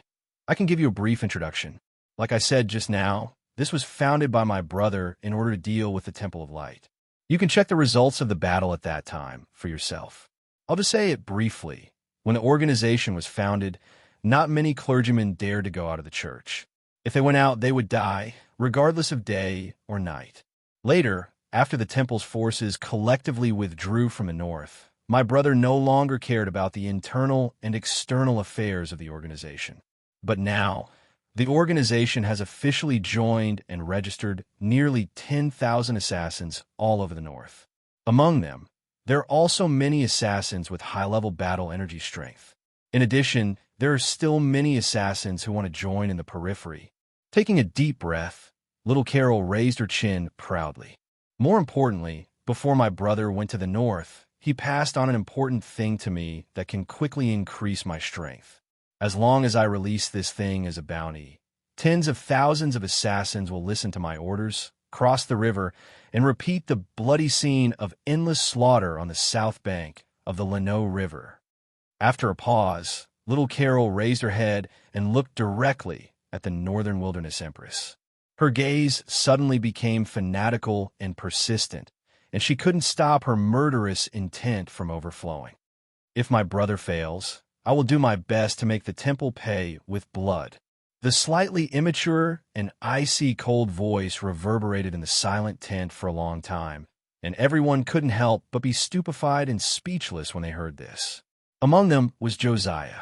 Before this, she felt that she knew Tang In and little Carol well enough, but now she realized that was obviously not the case. Some things, such as Tang In releasing the battle energy circulation channel and luring tens of thousands of assassins to launch a crazy counterattack on the temple, she didn't know much about. If little Carol hadn't said it now, she wouldn't have known that the person sleeping next to her had done such a bloody and satisfying thing. Of course, the reason why everyone was silent was more because of little Carol's attitude.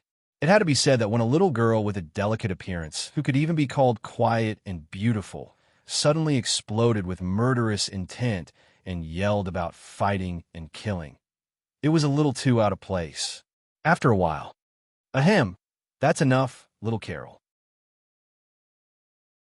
David, whose cheeks were clearly twitching, reached out and rubbed little Carol's scattered hair. He smiled bitterly and said, "Boss told me when he left. You can't. Brother, if something really happens, will you stop me from doing this?" Interrupting directly, little Carol tilted her head in dissatisfaction and avoided David's hand. She looked like she was going to fight if there was a disagreement. Hearing this, the latter paused, and his smile became even more bitter. "What you? You're rude. Call me brother." The Northern Wilderness Empress also came back to her senses at this time. She looked at little Carol strangely, then shook her head slightly and looked away. Children nowadays are really not cute.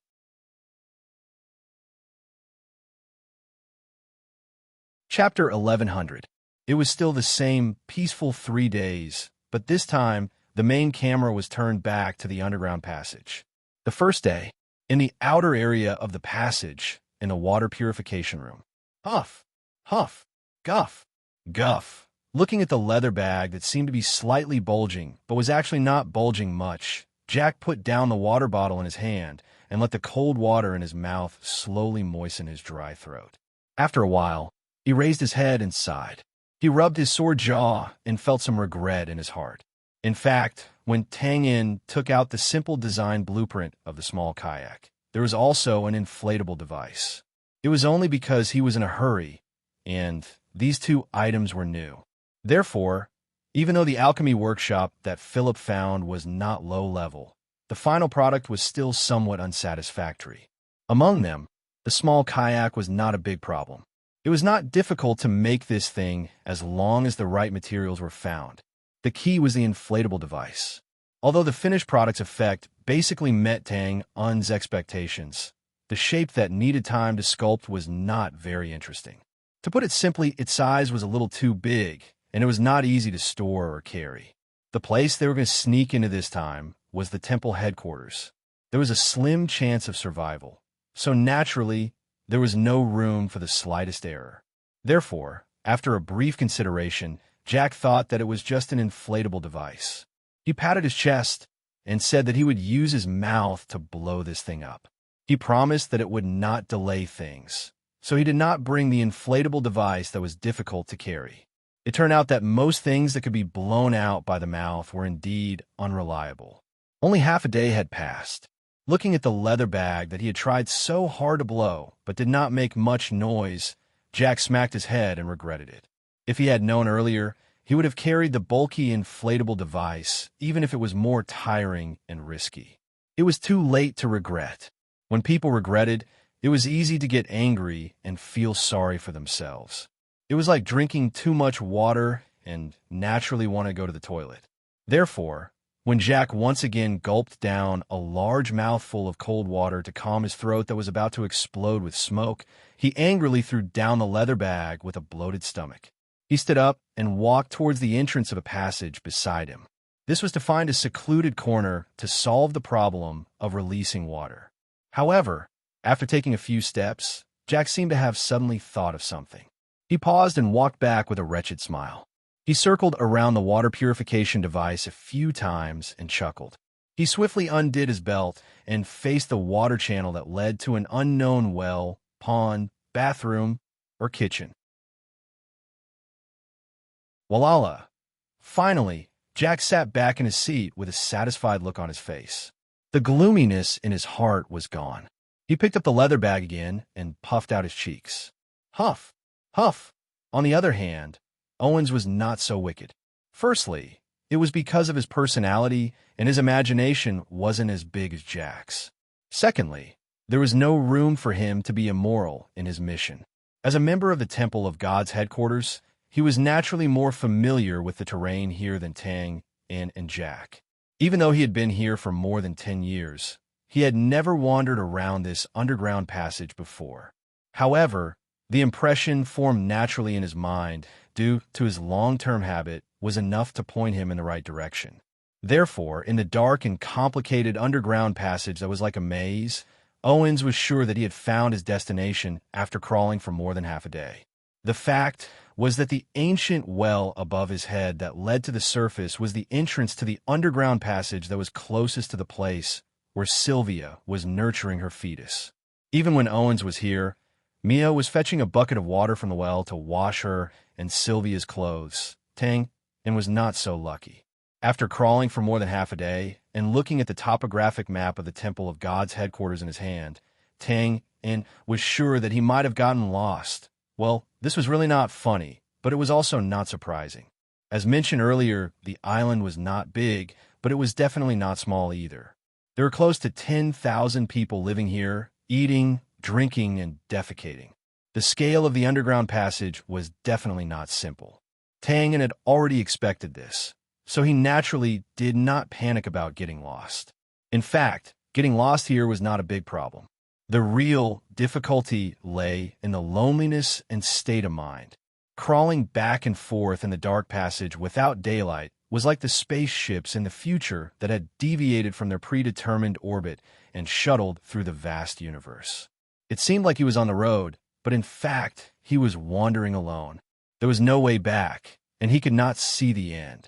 Everything was unknown and frightening, and the insanely quiet environment outside only magnified the unknown and frightening. People were like dust, so small. How could they survive? Fortunately, in this world, astronauts were not the only ones who could endure loneliness and guard the lake in their hearts. There was also Tang In, the killer. What he was best at was this kind of boring waiting that was close to meditation before making a move. After a short rest, Tang In ate some of the dry food that he had prepared in advance. Then, he left a mark on the stone wall of the passage next to him and continued on his way. There were many such marks in inconspicuous places, and there were many types. Although the method was a little stupid, it could effectively prevent repeated passes and waste time. Other than that, the only things that could give Tang In directions were the fixed wells, ponds, fountains, and other things that he had encountered along the way.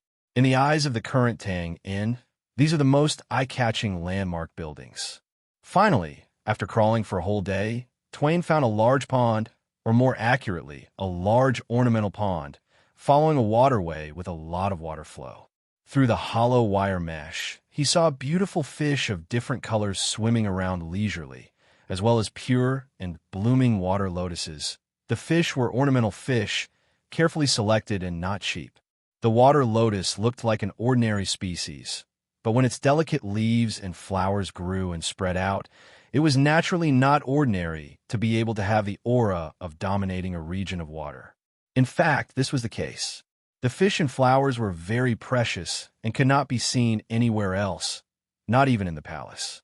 There was only one in the world and no other, so it was very easy to recognize.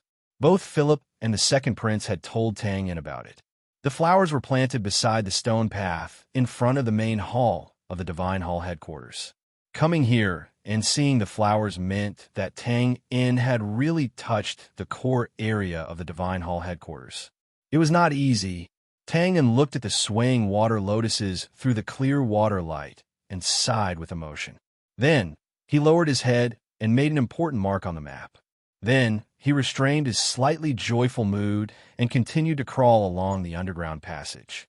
Coming to the core area did not mean anything. Tang Yin was here to kill, not to sightsee. This was just an ornamental pond, not a bedroom that he had to go to every day. Unless the Pope would come to the railing beside the pond on a whim and lean over to admire the fish and flowers at close range. But would the Pope do that? Maybe not, but most of them would not, so it did not mean much to Tang Yin. There was nothing to say, just continue crawling. The next day, Owens sat beside the underground passage under the well, meditating with his eyes closed. He did not move for a long time, like a bronze statue. If there were no accidents, this posture would last for several days. Of course, this did not mean that Owens wanted to become a magician. He was just waiting. Of course, if you had to say that he did not carry much dry food, and that maintaining a fixed posture for a long time could reduce the consumption of energy in his body, well, that was also possible. As for why he had to do this, why he did not go out and save Sylvia now, the reason was very simple. Tang Yin had not made a move yet. The water was not muddy, so naturally it was not good to fish in muddy water. Unlike Owens, who was sitting idly, Jack's exercise was a bit more intense. Fortunately, he had not yet gone deep into the heart of the passage. He could return to the lake along the route. He came in and roast fish in the water around the island anytime and anywhere. Well, that was what Jack was doing. There was no other way. His task was indeed very important. The air that constantly urged his lungs to spit out seemed to be spitting out the food in his stomach along with it. Even if he had just finished eating, his whole body still felt empty. He was just about to kick his legs and fly into the sky to enter heaven in another world and become an immortal. Fortunately, his efforts were not in vain. The skin that seemed to bulge slightly under his feet really bulged slightly this time. Jack felt a sense of accomplishment and then wanted to say something, but after thinking about it, he still decided to scold. One thing that must be faced seriously was that Jack's psychological quality was not as strong as Tang Yin's and Owens's, or it could be said that he was naturally lively and could not stand loneliness. Therefore, in this lonely environment where he could only fart out alone, he had to do something to vent. This way, he could better regulate his body and mind and not let himself go crazy. In summary, yesterday he used the liquid that contained rich nitrogen, phosphorus, potassium, and other inorganic salts in his body to neutralize the water source. Today, he turned on the group ridicule mode and spat his saliva wildly. He scolded the Pope, because the Pope was the main reason why he fell into this situation. He scolded Tang Yin, because the Pope was the direct reason why he came here to do tiring work. He scolded Bose, because the other party had once harmed him. He would count each one as he scolded them. Occasionally, he would scold himself because it was his hot-headed self that caused him to come here by himself. On the other side, Tang Yin, who sneezed inexplicably a few times, was still lost and crawling. But unlike yesterday, he not only found wells and ponds today, but also found kitchens, bathrooms, and other places where he often used water. Of course, there was also the toilet.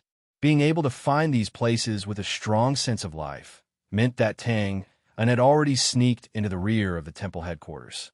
As for how he felt, well, it was a long story, Tang and had smelled the mouth-watering, delicious taste of fresh food, and also smelled the stench of stale things that made people retreat. Tang had seen the garbage and excrement flowing slowly along the waterway beside him, and also saw the beautiful body of a nun in the hot steam steaming in the bathroom. Cough, cough. He just took a look when he passed by, just a glance. On the third day, Owens was still meditating, and his posture did not change. Jack's side was much quieter because he scolded too harshly yesterday. When he woke up today, he suddenly realized that he had lost his voice. Fortunately, although the loss of voice was so serious that he could not speak, it did not affect his ability to blow air, so he could continue to compete with his skin. It was just that the sound was a little strange. It echoed in the dark and quiet passage, like the cry of a ghost, which made people shudder. Tang did not continue to climb today. He stopped and thought. His ugly expression was even uglier under the disguise of filth on his face after many attempts yesterday, and climbing through countless marked underground passages. Tang found a serious problem. He could not get close to the destination marked on the map, which was the rear of the temple headquarters and the active area of the Pope. No matter which passage he chose, as long as he got close to that area, he would directly walk into a dead end. Of course, this was not normal. The Pope was also a human and had to eat, drink, and defecate. In this way, it was impossible that there was no underground passage in the area he was in, but the actual situation now was that there was no underground passage. Tang pondered for a while and felt that there was only one explanation for this situation. That was, the underground passage in that area was independent and self-contained. It was not integrated into the overall underground passage of the temple headquarters. So careful, so cautious, so sneaky. This situation was undoubtedly beyond Tang's expectations. He believed that Philip, Owens, the second prince, and the others did not know about it either. Even Tang suspected that except for the guy who designed and built the underground passage, no one in the temple, including the Pope, could remember this point. 9 mountains for a mountain, a failure at the last step. This is troublesome. The special environment of the temple headquarters determined that Tang could not go up to the surface. He could only make a fuss in the underground passage. His original simple plan was to quietly sneak into the active area of the Pope and then choose a private place, such as a bathroom or bedroom, to assassinate the Pope and kill him with one blow. As long as this step was successful, then he would create chaos and send a signal to Owens to take action. He would take advantage of the chaos to rescue Sylvia and finally leave the island in the kayak blown by Jack. But now the first step was to hit a wall. Calm down. Tang there's still a chance. There is still an opening. There must be. Leaning against the cold stone wall of the passageway, Tang, who was surrounded by all kinds of evil, did not feel it at all. He frowned, and his gaze was like a tiger's.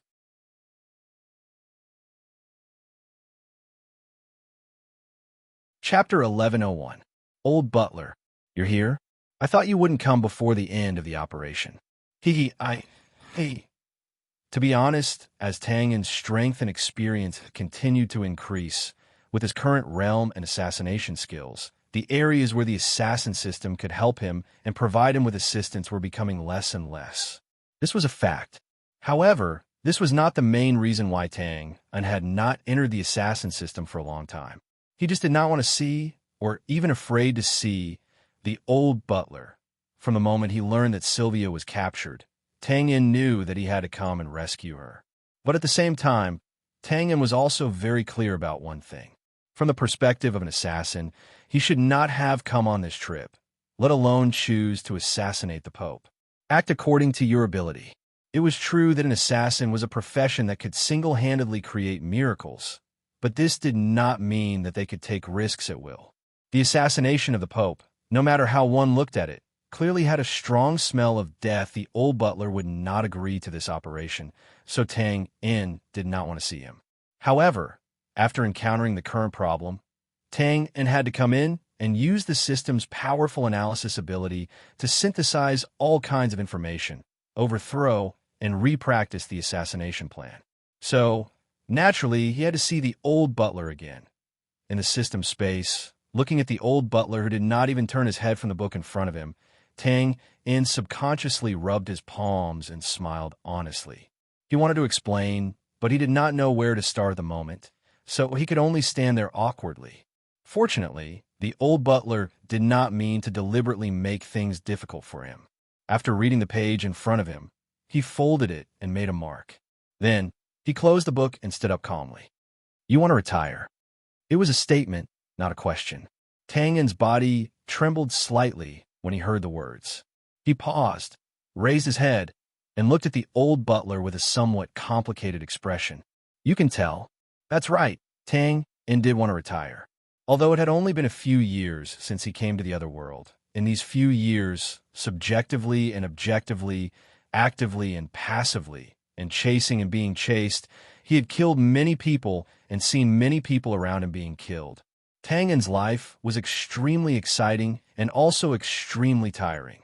The idea of retiring was not a spur of the moment. In fact, when he escaped from the northern wilderness tribes back to Bran last year, Tang Yin vaguely had the idea. It was just that at that time, Tang Yin immediately knew that he was wanted by the whole continent, that Lhasa and the city perished together, the Grey Coat Army, and Josiah was in danger. He had to forcibly suppress the idea of retiring. Once again, to pick up his sword and go on the road once again, he went on a killing spree. However, things were different now. The Grey Coat Army and the Northern Wilderness Tribe had their own territory in the north. Joshua had also become their leader. Everything was starting to stabilize. The situation in the world in the future of the continent, be it Triangular Continent. Even if there was a war, it would have nothing to do with Josiah and the Grey Coat Army in the short term. At this time, Tang Yin felt that he could retire successfully, and the idea of retiring once again strongly emerged in his heart. It was just that he did not mention it to anyone. He wanted to leave quietly, but he did not expect that the old butler would say it out loud. Taking a breath, Tang Yin touched his nose, nodded, and confirmed, "This is my last assassination. If I succeed, I will retire." The old butler frowned slightly. "I seem to have told you before, assassins should never say this is the last time. This is the taboo of taboos. Those who say this will almost always fail in their last mission." Okay, then I will say it again. Kill the Pope, and I will stop." After being stunned for a moment, Tang Yin spread his hands and said. The old butler heard this and nodded slightly. Suddenly, he changed the topic and asked, "How many system medals do you have now?" Four. Tang Yin had a good memory. He thought of blasphemer, thousand slayer, trickster, and big-name butcher. Wasn't that a total of 4? Well, you still have a long-term mission of Light's Dusk. If you can kill the Pope, you should also get a medal title. The old butler pondered and nodded slightly. If you think about it this way, you have chosen a good time to retire. What do you mean? Tang Yin was confused, but the old butler was not in the mood to explain this time. He changed the topic again. Don't you want to assassinate the Pope and retire? Go ahead and kill him. It is cost-effective. Tang Yin blinked and looked hesitantly at the old butler with a calm face. You agree? This is not sarcasm? The old butler said calmly. Does it matter if it is sarcasm or not? Of course it did not matter. Tang Yin had now come to the underground passage of the Temple of Light headquarters. He could not go back with his tail between his legs whether he agreed or not. But even so, the old butler's approval made Tang Yin overjoyed. He clapped his hands and said, "You are right. You are absolutely right. It is completely meaningless. Then how should I assassinate him?" "You are asking me?" The old butler asked calmly. Tang Yin's eyesight was very sharp. Seeing this, he immediately reacted and waved his hands. "Of course not. I was just asking, casually asking. I wanted to hear if you had any good ideas or something." Of course, asking the old butler how to assassinate someone was out of the question. Even if there was a way, based on the butler's usual behavior, he could only stand by and watch, letting Tang Yin figure out himself. Sure enough, the old butler sat back on the recliner, picked up the book, and replied indifferently, "I have no opinion." Who did he learn this from? After complaining for a while, Tang and suddenly felt his depressed mood dissipate a lot. Naturally, he did not dare to provoke the old butler. He waved his hand to call up the system image and carefully read through every piece of information that he had collected and expanded on his analysis. In fact, with Tang On's abnormal memory, he had already memorized the information in the system. There was basically nothing to be careless about. But a memory was just a memory. No matter how clear it was just an abstract thought. Compared to the present situation where the information was placed in front of him one by one and could be compared with each other, it lacked a concrete image. He was lucky. After analyzing and observing the information several times, Tang Un's eyes suddenly focused. He sensitively stared at a piece of information that seemed to have nothing to do with his current situation. A few days ago, when Tang In and the others were hiding in the capital, Philip had casually said these words when he occasionally took the time to come over. This sentence was not directly related to the assassination of the Pope, but it was related to the recent change of dynasty in the capital. So, Tang In casually recorded it into the system at that time. But now that he saw this sentence again, for some reason, Tang In's mind was instantly filled with green lotus leaves that covered the sky and the holy water lotus that stood high above them. Blinking and licking his lips, Tang In suddenly ordered the floating screen in the system. "Show me all the information of the coronation ceremony of the new king of Bran in the past." The undercurrents were churning under the water, but everything was normal on the surface. The capital had entered a state of full martial law. The 4 city gates opened and closed regularly. Basically, people were only allowed to enter and not to leave. The somber and solemn atmosphere was obvious. But this did not cause panic among the people in the capital. In fact, most people thought that this was how it should be, because someone had died in the capital recently, and it was a powerful noble. Also, there was the news that the first prince was about to ascend the throne and announce to the world that there was a change of dynasty. Under such special circumstances, it was not surprising that there was a stricter control. It had to be said that if one looked at it from this point of view, people who had a serious lack of information sources were not necessarily unhappy. If one did not believe it, one could look at the well-informed nobles in the capital who more or less knew the current situation. Recently, they were not so happy. This included the first prince, who was preparing to officially ascend to the throne and be crowned. He had not been able to sleep well in the past few days. Of course, it was mainly because he was excited. After all, the position of the ruler of a country was not something that anyone could sit on. He had this opportunity, and it was about to be in his hands. It was normal for him to be excited. Other than that, there was the hidden threat of the assassination of the Pope. This was like a thorn in the first prince's throat, making it difficult for him to sleep and eat. 3 days, 3 whole days had passed. The ordinary people did not know. But the first prince, with his high status, naturally knew that other than the martial law forces on the surface, the 2 giant machines of the Empire and the Temple had been activated in the dark. They had wantonly searched the capital and every corner within 100 li of the headquarters of the Temple. But in the end, they had found nothing. There was no need to doubt the power exerted by the combination of the Empire and the Temple. Therefore, this result was undoubtedly abnormal, and it made the first prince even more worried. Just as the cliché saying went, the unknown was the most terrifying. No one knew what Tang In was thinking. He said that he was going to assassinate the Pope. Although the chances of success were infinitely close to 0, if he really succeeded, it would undoubtedly be a disaster for the Empire, and even more so for the first prince. The reason was simple. If the Pope was dead, who would be found to crown him? Moreover, even if Tang In's purpose in releasing the news was to divert everyone's attention and not to assassinate the Pope, but who could guarantee that he wouldn't turn on the first prince in a fit of anger? After all, compared to assassinating the Pope, assassinating the first prince was indeed much simpler. See, this was the terrifying power of the unknown. Just the simple thought of it made the first prince feel that this impregnable palace was no longer safe enough. Everywhere he went, he would have a large group of imperial consecrators to guard him. Unless it was necessary, he would resolutely not go out. Moreover, he had to constantly send people to inquire about the movements of the headquarters of the temple, lest there suddenly be bad news. The first prince's current state was described by the phrase, "Everyone is in a state of panic. Every bush and tree is an enemy." This was perhaps the highest realm an assassin could reach. He did not have the ability to destroy an empire, and there was no need for him to do so. As long as he had the ability to kill a ruler, the empire would have to look at him in the eye.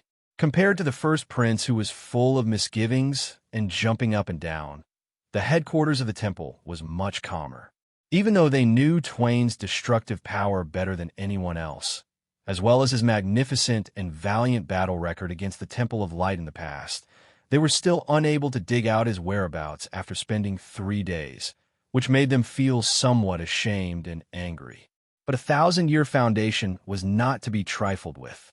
With regards to Tang Un's declaration that he wanted to assassinate the Pope, most of the temple still held a disapproving attitude, and even laughed it off.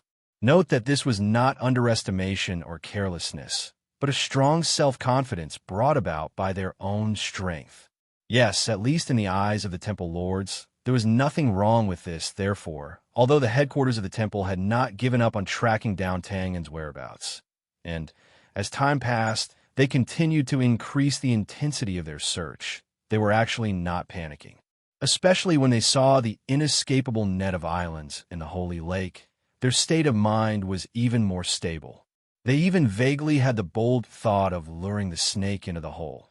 It's fine if that evil heretic doesn't come, but if he does come, it'll be a good opportunity to get rid of him. Well, it was only because Tang Un was learning how to crawl around in the underground passageway, and did not know this, or else he would have slapped his chest and promised to fulfill the other party's incomparably clever idea.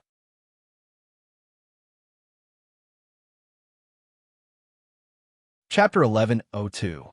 There was no doubt that time was the most miraculous and efficacious potion in the world, no matter which space-time it was. On the one hand, it could fade memories and make people forget the incomparably heart-wrenching pain or the hurdles that they thought they could not cross until they gradually recovered. But at the same time, it could also stimulate emotions, making people more deeply remember the blood feud and warm kindness of the past, and even make people pray all the time that they could one day repay an eye for an eye or a spring for a tooth. And when another 5 days had passed, the effect of the time potion on the vast majority of the nobles in the capital and the people in the temple was the former. They really could not be blamed for being relaxed and careless in advance, because a full 8 days had passed since Tang Un said he wanted to assassinate the Pope. In these 8 days, the Empire and the temple had been constantly tracking and searching without slacking off, but Tang Un was like the snow after the sun rose in the east, completely disappearing from everyone's sight without leaving a trace. No one was stupid enough to doubt the terrifying power of the cooperation between the two behemoths, the Empire and the temple.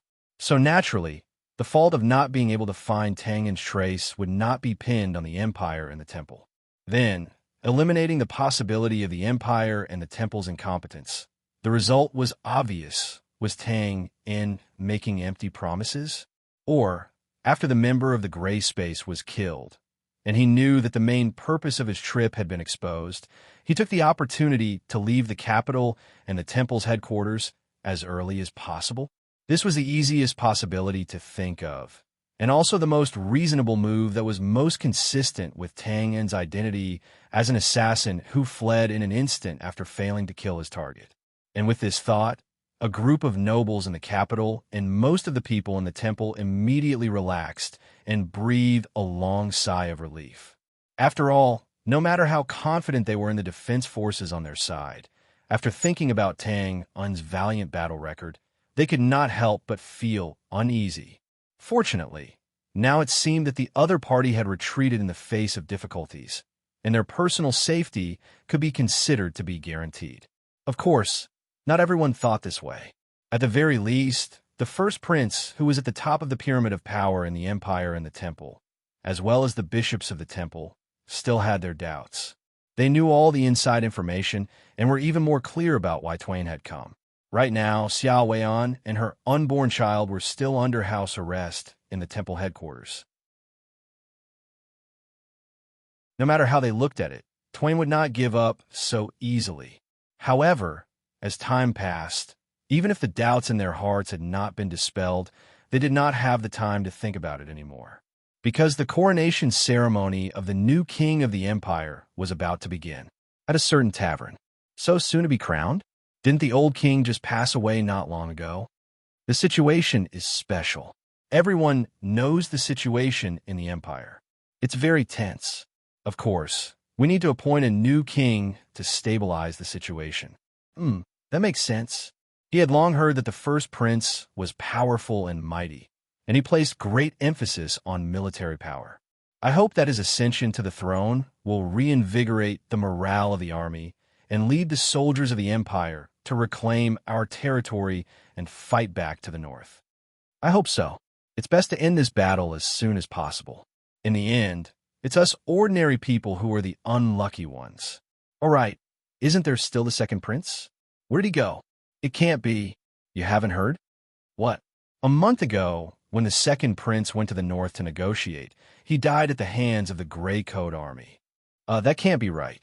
I heard from a distant relative that the second prince is now on the south bank of the Lano River and is living well. Then why did the first prince? Cough, cough, I won't talk about it. I won't talk about it. Drink, drink. It had to be said that no matter which world they were in, the people who lived in the center of power and at the foot of the capital city were very sensitive to the regime of the royal court after being influenced by what they saw and heard. They were also happy to talk about it and express their opinions and comments. Of course, they were also very clear about what should be said and what should not be said. If the ordinary people were like this, the nobles who had more or less personal interests naturally had more reason to pay attention. The only difference was that the places of discussion were different. The former were used to stalls on the streets and in the taverns, while the latter liked to gather in the courtyard and have private conversations with each other.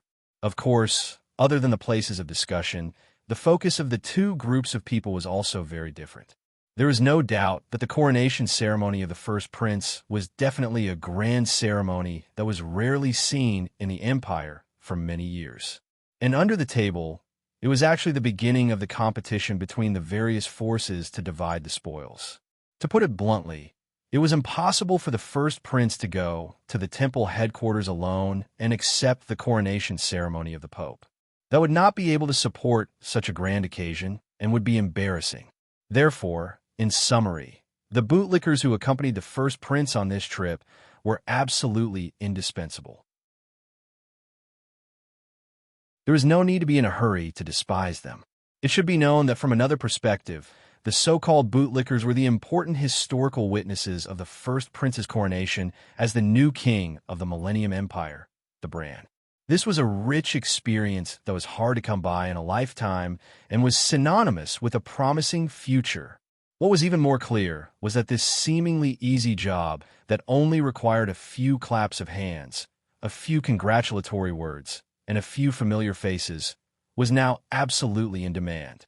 There were countless nobles in the capital, and there were even more if the royal relatives and so on were taken into account. With so many people, it was naturally impossible for all of them to follow the first prince to the temple headquarters. Moreover, the current situation was special, and the assassin Tang In was hiding in the dark and did not make a move. No matter how confident the temple headquarters was in themselves, they would not take the initiative to mess up the situation and give the other party an obvious opportunity to fish in troubled waters. Therefore, the temple headquarters had long put forward a corresponding request. The number of people accompanying the first prince must be reduced, and their backgrounds must be absolutely clean. As a result, the nobles who smelled the fishy smell were naturally restless and rushed around to curry favor. However, there were exceptions in the noble manners of the capital. What? Inviting me to attend the coronation? I'm not going. Philip, who was dressed in a messy robe that revealed his two hairy legs, squatted in front of an easel without a care for his image. He turned his head to look at the gilded invitation in the hands of an old man dressed in standard butler attire. It was as if he had seen the most terrifying poison in the world. Without a second thought, he waved his hands and retreated, ignoring the paint in his hands that splashed onto the easel, his robe, and his face. What kind of joke is this? I'm definitely not going. All right, did Father agree to go? Tell him not to go as well. The reason? There's no reason. Just say that I said that I don't want to present him with flowers tomorrow next year. There was no doubt that the reason for his refusal was strange and unreasonable. After all, many nobles had bitterly begged for a gilded invitation, but they could not even see it, let alone obtain it. However, the butler was clearly used to this. He calmly put down the invitation and said, "Master, you don't need a reason, but how should the first prince reply to your refusal? Does he need a reply? It's very necessary, especially at this time." Nodding his head, the butler replied with a straight face. The Philip family's contribution to the empire was needless to say. The sword god Wu Ding alone was enough to ensure the prosperity of the family for hundreds of years. However, the world was like this. Everything had to be done carefully.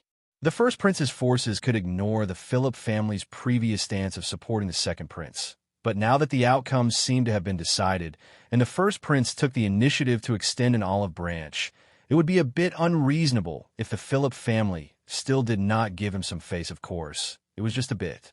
Therefore, after thinking for a while, Philip gave a strong reason. He reached out and turned the easel in front of him, pointed at the beautiful woman with a noble temperament in the portrait, and said righteously, "I'm not free.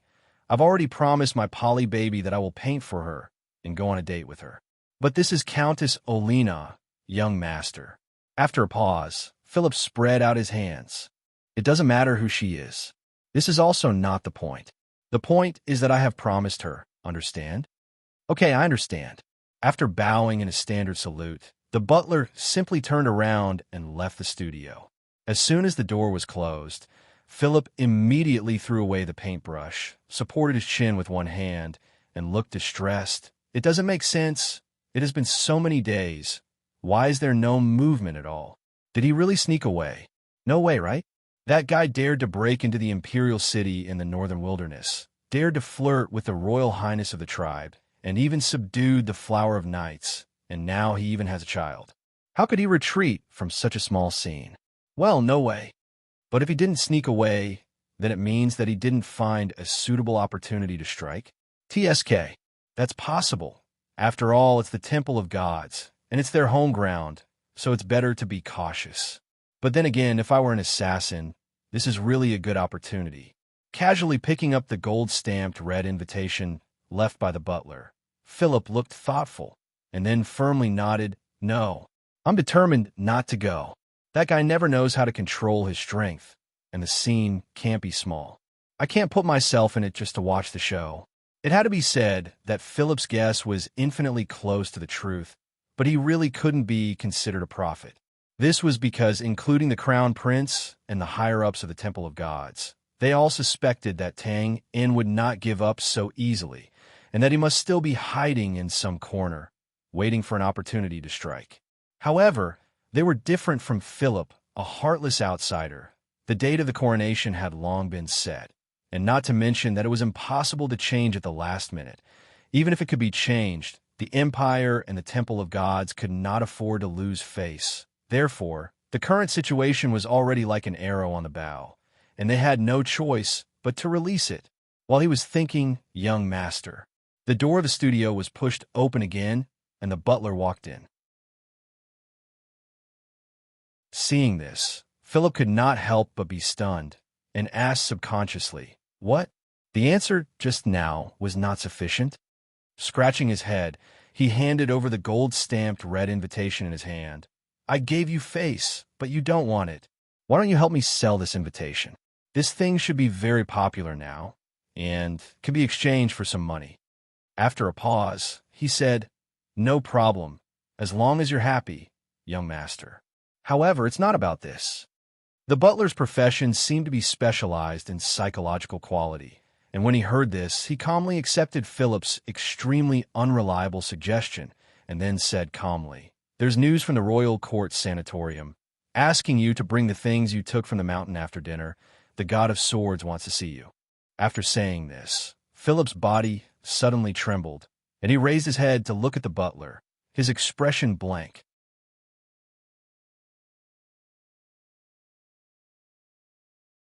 Chapter 1103. In the evening, in the capital. On the road, in a carriage. "Young master, they have retreated. Are you sure?" "Believe me, young master, any watcher who sees their target date 5 beauties in a row within half a day, enjoy 3 delicious afternoon teas, 2 luxurious dinners, and spend half an hour with 2 of them, and do it almost every day, will retreat." "Oh, are you sure it was only for half an hour?" "That is not the point, young master. But this is slander. It is a double slander on my character and physique. I remembered wrongly. I apologize, young master." "All right, I forgive you, for the sake of the gods." Pursing his lips, Philip put down the curtain and sat back in the carriage. "At the next intersection, find a secluded place to drop me off. Then, drive the carriage to precious Jenny's house and give her the portrait. Also, send my apologies that I cannot accompany her on a date tonight." "All right, but young master, you have already made an appointment with Miss Jenny this afternoon." "It is Countess Delina, young master." "Do you have to argue with me?" "No, I'm just stating the truth." "Get off. Now, immediately, I want to get off." "All right, as you wish, young master." A moment later, the serious-looking butler slowly drove the carriage away. Philip cursed on the side of the road as he straightened his collar. He looked around vigilantly and carried a long wooden box as he turned around and dodged into the dark alley behind him, lowering his head, hurrying and stopping at the right moment to turn. Although he had a grandfather who was worthy of being called great, Philip's strength and skills could only be said to be average, and he had never been an assassin who was not presentable. Therefore, this sneaky dodging action, which had the meaning of 300 taels of silver hidden here, could only be described as clumsy. Fortunately, he was familiar enough with the geography of the capital, so this could not be called an infiltration. So far, it had been relatively smooth with Philip's status. It was naturally abnormal for him to personally take the risk to commit such an obvious act of theft. In fact, it was exactly so. He had been introduced before, and when Philip was serious, he was quite reliable. Of course, there were not many times when he was serious. One of the reasons for this was his character. Philip had never been a decent man. He would not deny that. Secondly, there weren't many things that Philip cared about, so he couldn't be serious. However, it was clear that Philip was definitely serious at the moment. He was also at a loss. In fact, ever since Tang In successfully assassinated Winston not long ago, and then Philip immediately conveyed this delightful news to his grandfather, who was still recuperating in the royal court sanatorium. This feeling of doubt and confusion had existed, especially when he obeyed his grandfather's command to go up the mountain to get the sword. His emotions reached its peak. When he was in Wu Ding's little residence on the mountain, he not only brought down his grandfather's famous sword, but also brought down a saber. It was an extremely vulgar saber, regardless of whether it was its name or its use, the golden ring saber. He had heard about the origin of this saber. He knew very well that it was given to his grandfather by Tang In when he was in the north. The latter had used it to cleave the northern temple headquarters in two. Then, it even split the real temple headquarters, cut open the outer magic shield of the island, and escaped, causing quite a commotion. From the above experience, this vulgar saber could be said to be legendary. However, this was not the reason why Philip was at a loss. He was just a little puzzled.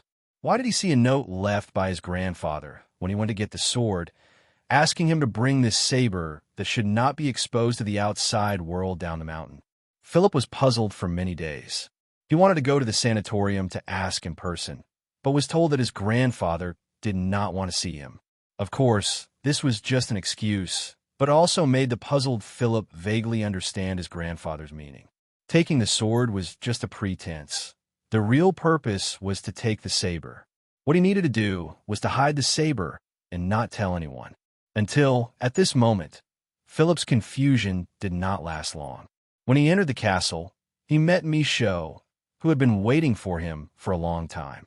With Michaud's help, he quietly passed through the layers of security outside the sanatorium. Philip vaguely understood what was going on.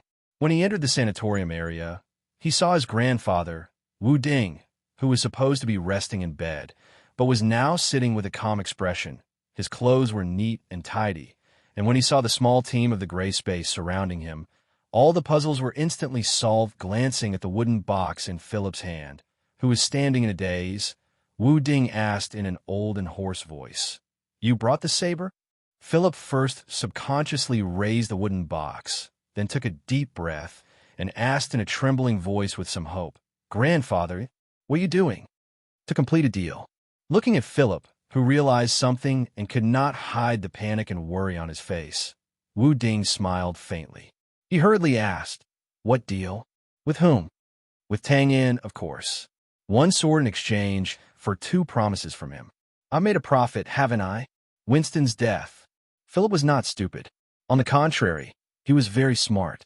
Otherwise, with his good looks, he would not have been able to make a name for himself as the capital flower wolf. Hearing this, Wu Ding nodded in satisfaction and chuckled. "Yes, this is one of the promises. It's like a deposit in the process of a deal." He paid, and now it's time for me to pay him back. "Pay back how?" Wu Ding glanced at Philip's tightly clenched fists, which were bulging with veins, and gently shook his head. "You should have guessed it by now." Philip, of course, he attacked the temple's headquarters once. After helping Little Tang assassinate, he successfully escaped. Damn it, why didn't I know this? A deal, a deal. That bastard. He really doesn't get up early without benefits? Philip gritted his teeth. The feeling of betrayal and being used instantly filled his heart. Like an enraged beast, he suddenly raised his head and angrily looked at Michaud, Luke, Harry, and the other members of the gray space. He hissed in a low voice, "That bastard treated me like this? How could he treat a friend? Fine. Tell him to come to me, and I can pay him the reward for the assassination. Why did he have to disturb my grandfather?" Although Wu Ding's words didn't clearly explain everything, one thing was certain. That was, with Wu Ding's current weak physical condition, if he forced himself to attack again, it would undoubtedly burn the little remaining candle of his life. In the end, only death would await him. "Quiet, Philip." Waving his hand to interrupt Philip's continuous questioning, Wu Ding, who was about to reach the end of his life, looked extremely calm. "You should be able to understand that this is not Tang Yin's fault. On the contrary, I have to thank him for agreeing to the last request of a dying man like me. Also, I was the one who proposed the deal first. Since you were able to bring the knife down the mountain, you should have seen the note I left there. This is what I planned for a long time ago." But, waving his arms, trying hard a few times, opening and closing his mouth repeatedly, Philip finally looked at Wu Ding's calm and old face. He lowered his head dispiritedly and said with a voice full of doubt and resentment, "Why?" Wu Ding shook his head slightly. "You know very well. Everyone knows very well. And I know my own physical condition better than any of you. Philip, I don't have much longer to live. Since that's the case, instead of lying on the bed like an old dog on the verge of death and taking my last breath, why don't I take advantage of this limited time to do something?" Cough, cough. Coughing a few times and thinking of something, Wu Ding's shriveled face suddenly flushed red. The corners of his mouth lifted slightly, revealing a carefree smile. "Ha, Philip, you know that I've been unhappy with that bunch of hypocritical old worms for a long time. But because of my identity in the past, I couldn't be their enemy in this life, nor could I make a move against them. Now that I have a chance to stab them, I'm very happy, really happy. You should be happy for me." Hearing this, Philip raised his head in a daze and met his grandfather's smiling and peaceful eyes. After a while, the corners of his mouth also curved into a smile, a bitter smile, the kind that was uglier than crying. Well, in this situation, even Philip, who had always been heartless and unprincipled, could not be happy. But other than a deep sense of helplessness, Philip was also very clear that there was nothing he could do. Dissuade him? Don't mess around. He was very clear about his grandfather's character. When he really decided to do something, it was like when he held a sword and fought. No one could stop him. After a moment of silence, Philip let out a long breath and calmed his mind a little. He said dryly, "What's the specific plan?"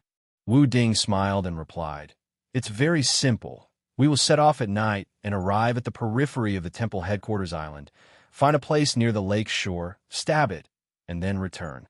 Well, this plan was not simple. It was simple. But in the eyes of people like Wu Ding and his level of strength, everything was that simple. But the capital has been under martial law recently, and there's a night curfew. Pause for a while. Before Philip could subconsciously frown when he heard this, he turned around and saw Misho, Luke, and the others standing on the side in night clothes. Realization dawned on him, and he shook his head speechlessly. Okay, I asked a stupid question. It was indeed stupid. With this group of elite professionals in the gray space, it actually wasn't as difficult as imagined to leave the capital quietly. Even if the place was under martial law now, sure enough, Harry smiled and continued. After Boss left, we didn't idle around in the past few days. We've been observing the terrain here, right? Do you remember Bose and Bugnes? The two captains of the Guard Dragon Knights. They're very familiar with the patrolling patterns of the capital, the deployment of defenses, and so on. We found them and worked out a plan together. Trust me, of course, we can't break into the capital with just a few of us, but it's not hard to leave here. This was the so-called, it's hard to guard against a thief in the house principle. Then how do we get back quickly? Philip, who had regained his calm, quickly grasped the main point of the plan and looked at Wu Ding. Grandfather, after you make a move, I believe that even if you use a knife, people will immediately suspect you. Spatial teleportation. Wu Ding waved his hand casually. I have an old friend who's a spatial mage. He'll help us solve this problem. This was a network. Given Wu Ding's level, the spatial mage friends he made naturally wouldn't be ordinary people. Taking these people with him for a short-distance teleportation obviously wasn't a big deal. Everything had been carefully considered. Even if Philip wanted to find an excuse to disagree with Wu Ding's plan, he could only shut his mouth helplessly. However, wait. Suddenly realizing something, Philip raised his head in surprise. Tomorrow. Isn't that the crown prince's coronation? Is that guy really going to assassinate during the ceremony? I'm not sure about that either. Wu Ding shook his head. According to my previous agreement with Tang Bingyao, if he's confident that he can assassinate in the dark, it means that he can do it alone, successfully rescue and escape from the temple headquarters. If that's the case, I won't have to make a move. But until now, there hasn't been any movement from the temple headquarters. This means that there's a problem with his original assassination plan. After a pause, he continued, but it doesn't matter. I know that tomorrow is the deadline for Tang Bingyao to make a move. After tomorrow, the tribal army stationed at the north bank of the Lino River will launch an attack. When that happens, Sylvia's value as a captive will decrease. It's hard to guarantee that the temple headquarters won't vent their anger on her. So no matter what the situation is, Tang Bingyao will definitely make a move tomorrow. Philip frowned. What if he doesn't make a move? What if there's still no movement at the ceremony tomorrow? He spread his hands. Then we'll come back. Wu Ding's answer was straightforward, but Philip was in a dilemma. For a moment, he didn't know whether to hope that Tang would make a move or not. If he made a move, Wu Ding would have to help Tang and escape, so he would have to make a move as well. If that was the case, Wu Ding's old life would basically end there. And if he didn't make a move, it meant that the fate of Tang An and Sylvia was uncertain. One was family, the other was friendship. In a dilemma, how to choose. In fact, Philip didn't have the chance to make a decision now. Looking up at the sky, the moon was bright and the stars were few. Wu Ding slowly got up and said, "It's getting late, let's go."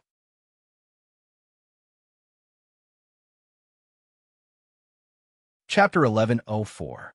The next day, early morning. On the north bank of the Lino River, a large stretch of beach was covered by the thick morning fog. It was faintly discernible, looking vast and desolate.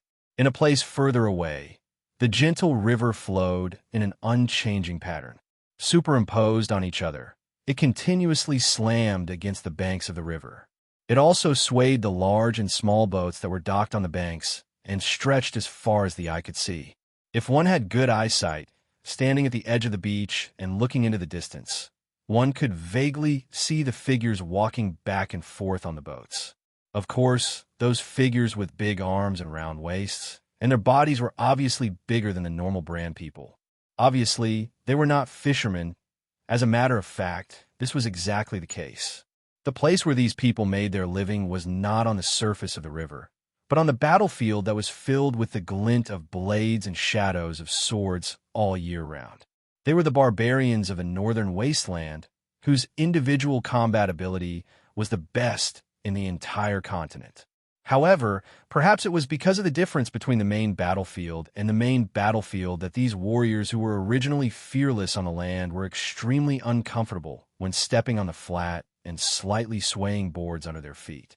From time to time, on the boats that came back from the distant waters, there would be figures lying on the edge of the boat, lowering their heads and vomiting something in big mouthfuls. On the high ground outside the beach, Lon Shah frowned as he looked at what was happening in the distance. He looked depressed. It's just the riverside area. After trying to prepare for more than a week, they still can't get used to it?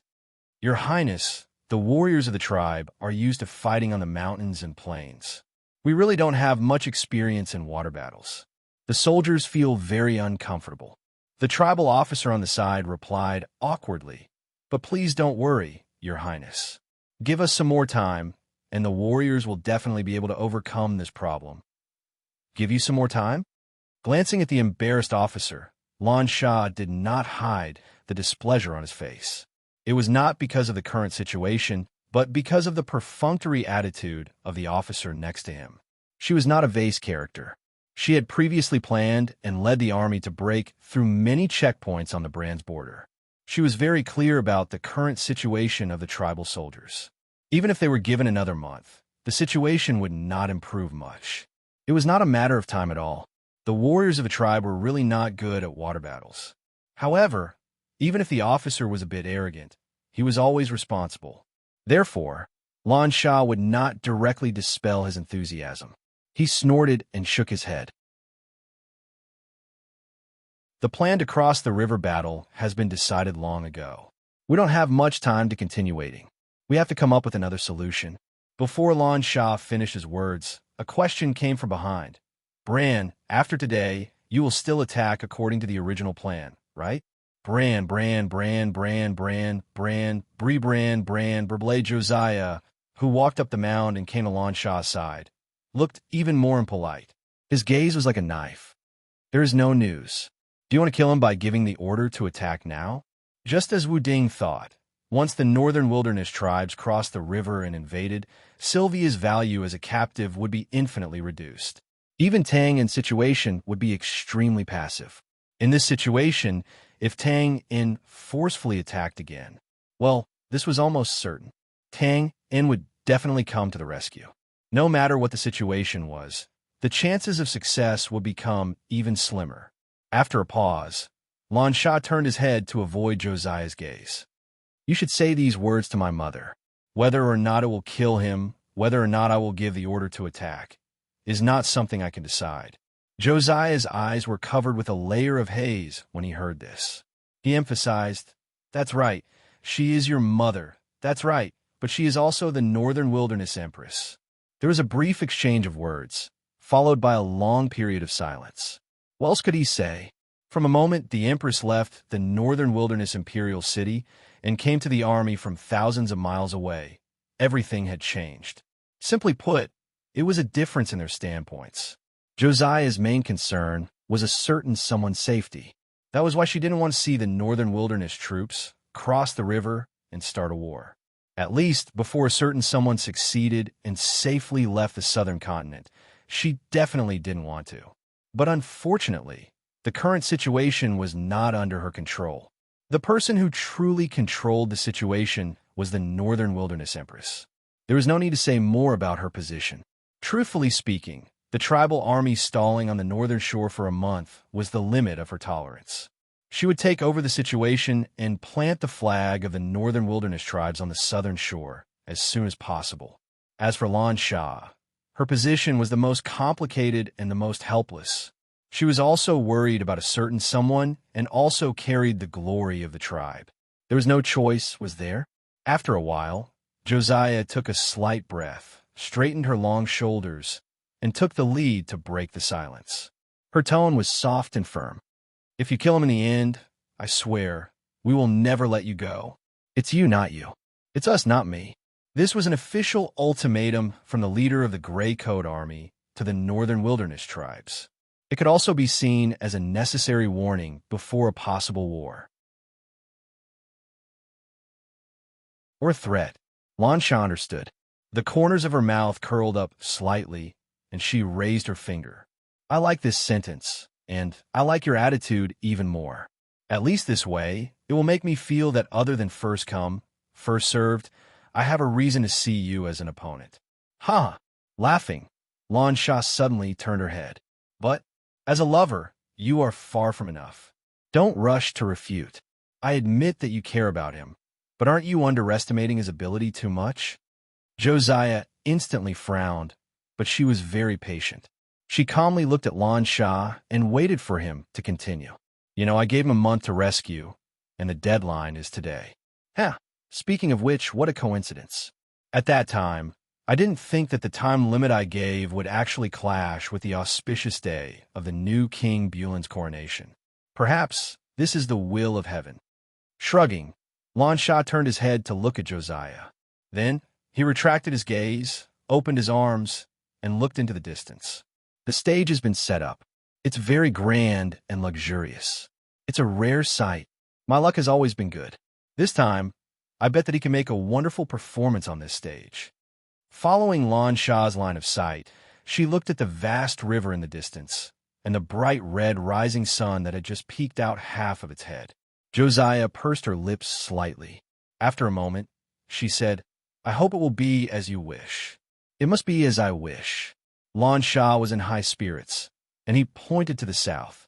Although my tribe's army hasn't attacked the south bank yet, the spies that should be sent have already covered the opposite bank. They have received my orders and have been paying attention to the divine temple headquarters. Once they find something in half a day, at most half a day, the news will reach me. Well, I will be waiting here for the whole day. What about you? Josiah narrowed his eyes and looked to the south. He didn't hear anything and was silent. Seeing this, Lansha shook his head and laughed.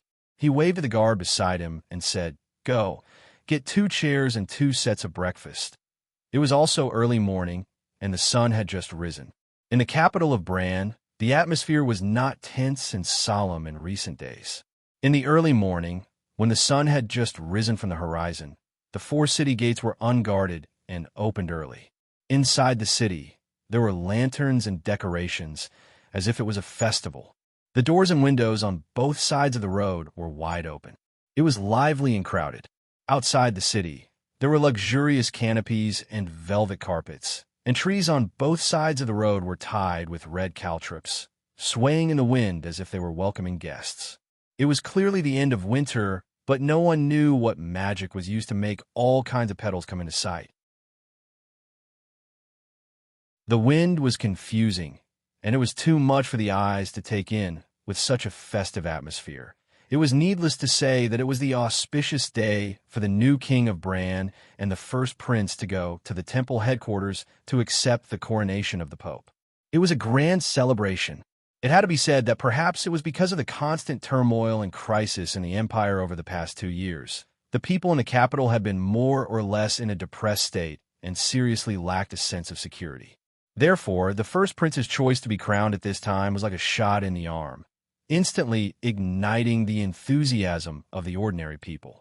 Even if the latter didn't know what benefits the former's coronation would bring to their lives, or what it could change, this didn't affect their support. Ignorance? No, it had to be known that sometimes ignorance was also a kind of happiness, just like how being blind could be exchanged for a long time. At this time, at the entrance of the palace, as a group of gorgeous guards of honor slowly walked out of the palace gate, cheers and applause suddenly resounded through the sky. It was as if thunder had rolled down from the horizon, and the atmosphere was instantly majestic. Are you sure there are no problems with the safety of the group? What did the temple say? Your Highness, don't worry. The royal family will protect at all times. What did you say? I can't hear you. Damn it. In the middle of the group, under the roof of a gorgeous flower carriage. While suppressing the noise in his heart and maintaining his composure, the first prince kept smiling and waving at the cheering and jumping people on both sides of the road. The first prince's mouth twitched as he repeatedly asked, "Have you found that damned fellow? I'm asking about that damned assassin." Your Highness, at the moment. Not yet. Trash. Idiot. Idiot. Yes, yes, yes, Your Highness. The temple has sent word that they are fully prepared. As long as we speed up here and enter their area of control as soon as possible, everything will be fine. Humph. After so many days of searching, you can't even catch an assassin, and you dare say there's no problem? A bunch of useless trash. Humph. Pass down the order to speed up the group.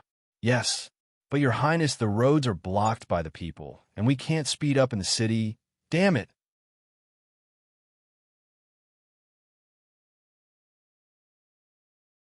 Chapter 1105. Although there were some hidden disturbances that outsiders did not know about, the replacement of the old and the ascension of a new king represented the official arrival of a new era. As such, the atmosphere inside and outside the city was filled with anticipation and excitement. And this was only the beginning. Before he actually went to the temple headquarters and officially received the crown from the Pope, the first prince's status was still His Highness, and not the new king of the empire. Of course, the difference between the two statuses was only half a day's time, or 100 kilometers at most. It would be completed very quickly.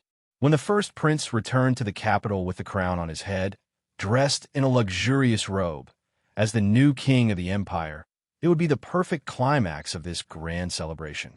At that moment, he would be the center of attention of the entire world. The first prince could not wait any longer. As such, after the guard of honor finally broke through the crowd and walked out of the city gates, the group immediately picked up their pace and quickly advanced along the beautifully decorated and spacious official road. However, before this luxurious guard of honor could successfully arrive, another small group of about 10 people had already arrived in the dark and was one step ahead of them. Mourning by the two shores of the sacred lake. Wow, what a grand display. Too bad we're not welcome guests. We're here to cause trouble. Hee. Quiet, lower your heads. Someone's coming. At the periphery of the lakeside, there were armored divinity palace knights patrolling back and forth within several miles of the area. If one looked up, they would occasionally see temple mages flying around in their long robes. They all had solemn and expressionless faces as they looked down at their surroundings. Their eagle-like eyes were like lightning, and they did not miss any corner of the area they were patrolling. Moreover, this grand lineup was only on the surface. In the void that ordinary people could not see with their naked eyes, a faint ripple would slowly spread out from the island in the center of the sacred lake every few minutes. That was a detection spell, and its radiation could cover an area of more than 10 kilometers. It was indeed a grand display. It was like an inescapable net that not even a needle could pierce through, and not even a drop of water could enter. Moreover, this was only the security around the lakeside. If that was the case, what kind of despair-inducing defense would the island at the center of the holy lake have? No, we can't go any further. Otherwise, we'll be caught immediately. About 7 to 8 miles away from the lakeside, in a ditch filled with shrubs, half of a head covered in green vegetation slowly emerged. It glanced left and right, then quickly buried itself vigilantly. After trying this several times, he had no choice but to turn around and issue a warning in a low voice. Then a polite and cold voice sounded. "Elder Wu, do you think this distance is okay?" "Hee, that's enough. As expected of the gray space. In terms of stealth, you're the best assassin team I have ever seen. Elder Wu, you're too polite. Unfortunately, I can't send you directly to the lakeside." Shaking his head, he said, "If that's the case, then wouldn't my old friend's trip be in vain?" Ha! Needless to say, this group of people hiding in the bushes were naturally Wu Ding, Mi Xiao, and the others who had set off from the capital last night and rushed here through the night. In fact, The distance from the capital to here was only half a day for ordinary people, let alone Michaud and the others who were good at long-distance raids. But that was in the past. Now, it was not so easy, especially in the area near the lakeside. The intensity of the martial law was light to say that there was a sentry every 3 to 5 steps. This was the gray space. If it was anyone else, even a top assassin would be intimidated by this abnormal situation and would not dare to take a step forward. However, the Temple of Light did indeed attach great importance to this coronation ceremony. Therefore, even with Michaud and the other superb stealth skills, they could only sneak up to here. The result was hard to say. Fortunately, they also came with a backup plan that was lying on the side of Wu Ding. Wu Ding's old friend was the old space magician with white eyebrows and hair. Looking at Wu Ding's inquiring eyes, the old magician squinted his eyes and looked at the lakeside in the distance. He nodded slightly and said nothing else. And this was the promise of a promise. Wu Ding smiled and also nodded back to express his gratitude. Some words did not need to be said, but there was no doubt that in the face of absolute strength, the so-called obstacles did not exist. This old magician who came out of nowhere was able to become Wu Ding's old friend. Naturally, there was no doubt about his strength. Even though the environment of the Temple of Light was special, it was difficult to directly teleport to the island of the Holy Lake. But if it was just a few miles, it would not be difficult to teleport to the lakeside. As for the distance between the Temple of Light and the Temple of Light, for a peerless powerhouse like Wu Ding, it was not enough to constitute an obstacle. Was it? To sum it up, the gray space was responsible for opening the way and escorting. The unknown old magician would relay the teleportation, and finally, Wu Ding would be the one to deal the final blow. Well, this was really a perfect team to destroy the Temple of Light. Silently scanning his surroundings, Philip, who had been in a daze on the way here, could not help but reveal a bitter smile.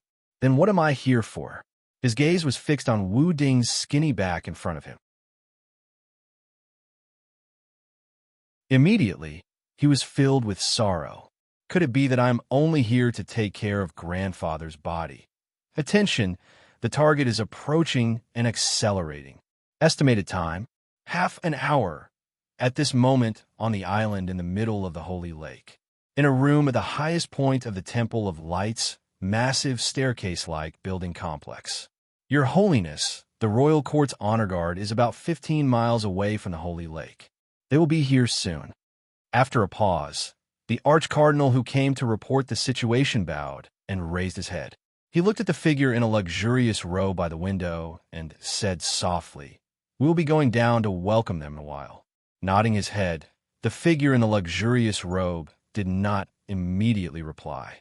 Instead, he beckoned for the Archcardinal to come forward. Following that, he pointed his age palm with brown age spots outside the window and asked lightly, "How about here?" Taken aback, the Archcardinal looked out the window. What entered his eyes was the familiar panorama of the temple.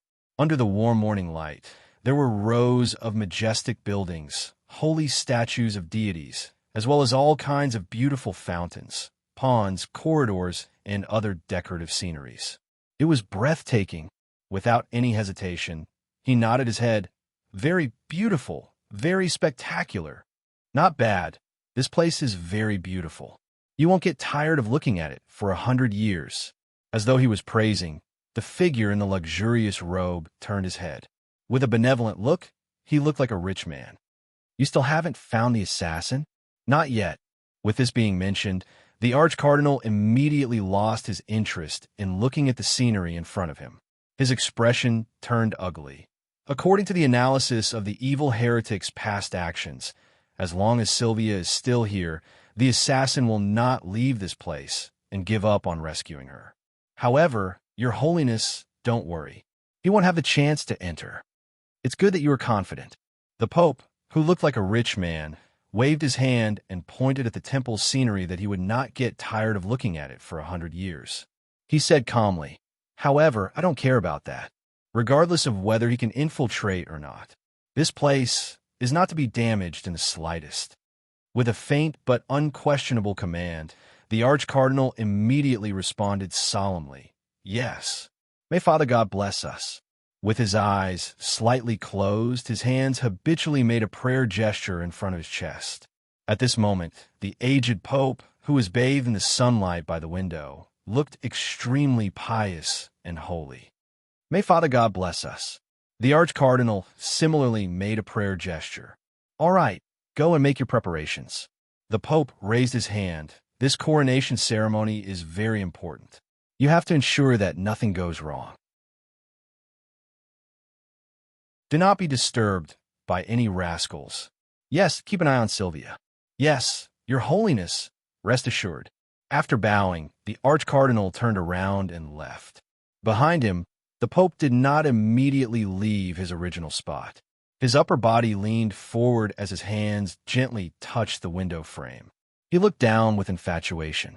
There were distinct layers of buildings that looked like terraced fields. There were figures walking among them.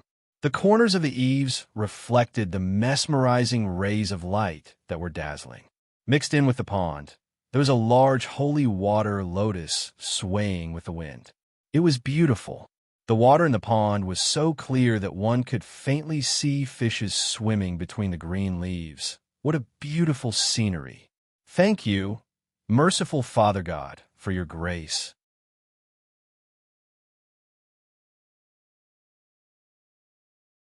Chapter 1106. It was still morning, but as the sun rose, it was getting closer to noon. As mentioned earlier, the day of the coronation of the new emperor was specially chosen as an auspicious day. And with an auspicious day, there would naturally be a good time. To be honest, due to certain special reasons, the first prince's luxurious honor guard arrived at the lakeside a little earlier than scheduled. But this did not matter. Since they were early, they could wait a little longer. Safety first. Your Highness, please board the ship. The Pope and the other lords are already waiting for you on the other side. Knights, this way, please. Please show your invitation and cooperate with us for a simple identity check. This is just a procedure. Thank you. For those without an invitation, the temple apologizes in advance. Please follow the Knights of Light's request and step aside. We will find a suitable place for everyone to observe the ceremony. Thank you for your cooperation. It's my duty, it's my duty. Thank you for your hard work. The lineup of the luxurious honor guard was indeed luxurious. There were nobles, young ladies of noble families, accompanying guards, wealthy businessmen, and celebrities who wanted to observe the ceremony from the nearest distance, or ordinary people who just wanted to join in the fun, and so on. They all gathered together and tightly surrounded the lakeside pier. The number of people who accompanied the first prince to observe the ceremony was limited, and it had been decided long ago. So many people naturally could not board the ship and the island. To be more precise, most of the people here did not have an invitation that represented a ticket to the ceremony. But since they were already here, it would not be good to drive them away. Fortunately, the Divine Hall was prepared for this. They constantly sent people to separate the people with invitations and those without in an orderly manner. The former were invited to the big ship on the shore after being checked, while the latter were directly taken to the slightly higher hills around the lake. In general, the scene seemed to be chaotic, but there was a pattern to it. Everything was under control. Of course, this situation was mainly due to the unusual cooperation of the crowd. It was an important moment for the coronation of the first prince of the empire, and the location was in the Millennial Temple. Under the combined pressure of two major factions, no one would dare to cause trouble here, no matter how muddle-headed they were. Soon, about 100 lucky people followed the first prince and boarded the ships on the shore in two groups. Amidst the envious gazes and deafening cheers, the ships set sail and slowly sailed toward the island in the lake. Seeing that the first prince and his group had safely arrived at the lakeside, they finally calmed down the slight apprehension in their hearts. Then, his excitement began to rise uncontrollably. Coronation and ascension. Even if the Bran Empire's current situation wasn't good and could even be described as terrible, it was still an ancient empire with thousands of years of history. The first prince naturally had reason to be excited about becoming the new emperor and having complete control over this massive empire. As for the big shots and nobles at the top of the authorities of the Imperium who came with him, they had every reason to be excited too. In fact, to be able to stand here and witness the first prince's coronation with their own eyes was already a great experience. One had to know that if everything went smoothly, this qualification would guarantee their family's prosperity for at least 100 years. If it weren't for the fact that these people were experienced, they would have raised their arms and cheered loudly to express the ecstasy in their hearts. Whoosh. Father, I did it. Without your consent and affirmation, without your imperial edict, I still managed to do it on my own. Little brother, what are you doing now? Are you still alive? Are you still stubbornly resisting in that small town in the south? Ha! It's okay. I'll prove it to you. Only I can lead this empire and bring it back to glory. Definitely. Looking down at the white waves splashing on both sides of the ship, the first prince clenched his fists and smiled slightly. For a moment, he was in high spirits and arrogant beyond compare. After a while, welcome, the future emperor of the empire. Thank you very much. Thank you, your holiness and the cardinals for your warm welcome. When the bow of the ship touched the dock of the island, the aged pope led a dozen red-robed archbishops forward in a welcoming gesture. The first prince had clearly not calmed down the excitement and ecstasy in his heart, which led to a slight loss of composure in his etiquette and stuttering a little when he answered. Fortunately, his reaction wasn't slow. After deliberately pausing, he readjusted his state of mind and looked up at the kind-looking pope. He spread his hands and laughed self-deprecatingly. Sorry, I was a little too excited. Yes, when I was young, when I understood the meaning of my identity, I prayed to God many times. I prayed that the omnipotent God would bless me and let me smoothly obtain Father's favor and become the crown prince. Just the crown prince. But this is the goal I've been working hard for. I didn't expect to come here so quickly, and with such an identity. He pointed at himself, self-evident. Oh, that's not strange. The Pope calmly and gently replied, Father is merciful. He always gives believers who pray to him more than they expect.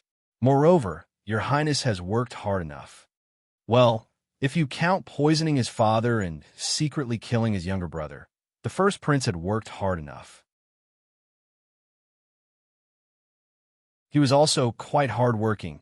He raised his hand and bowed, as standard believer's etiquette.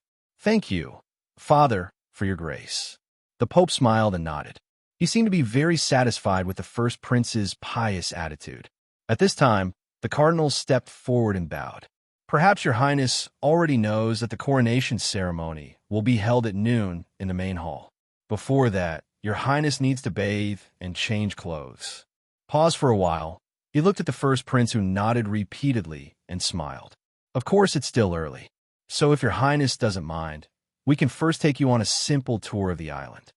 It's my honor. The first prince, of course, wouldn't refuse. He smiled and nodded with satisfaction.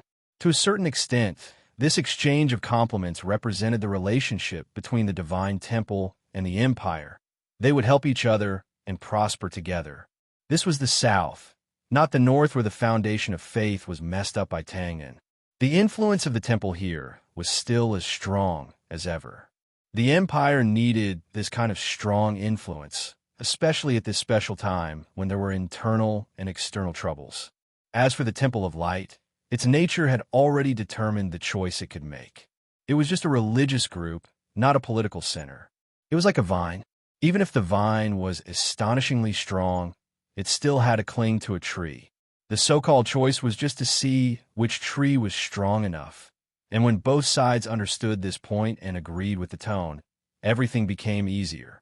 What followed was the harmonious atmosphere at the lakeside pier. While they were exchanging greetings, the accompanying nobles who disembarked one by one were almost done with the second inspection. That's right, it was a second inspection. This wasn't strange. After all, there was still some chaos on the other side of the lake.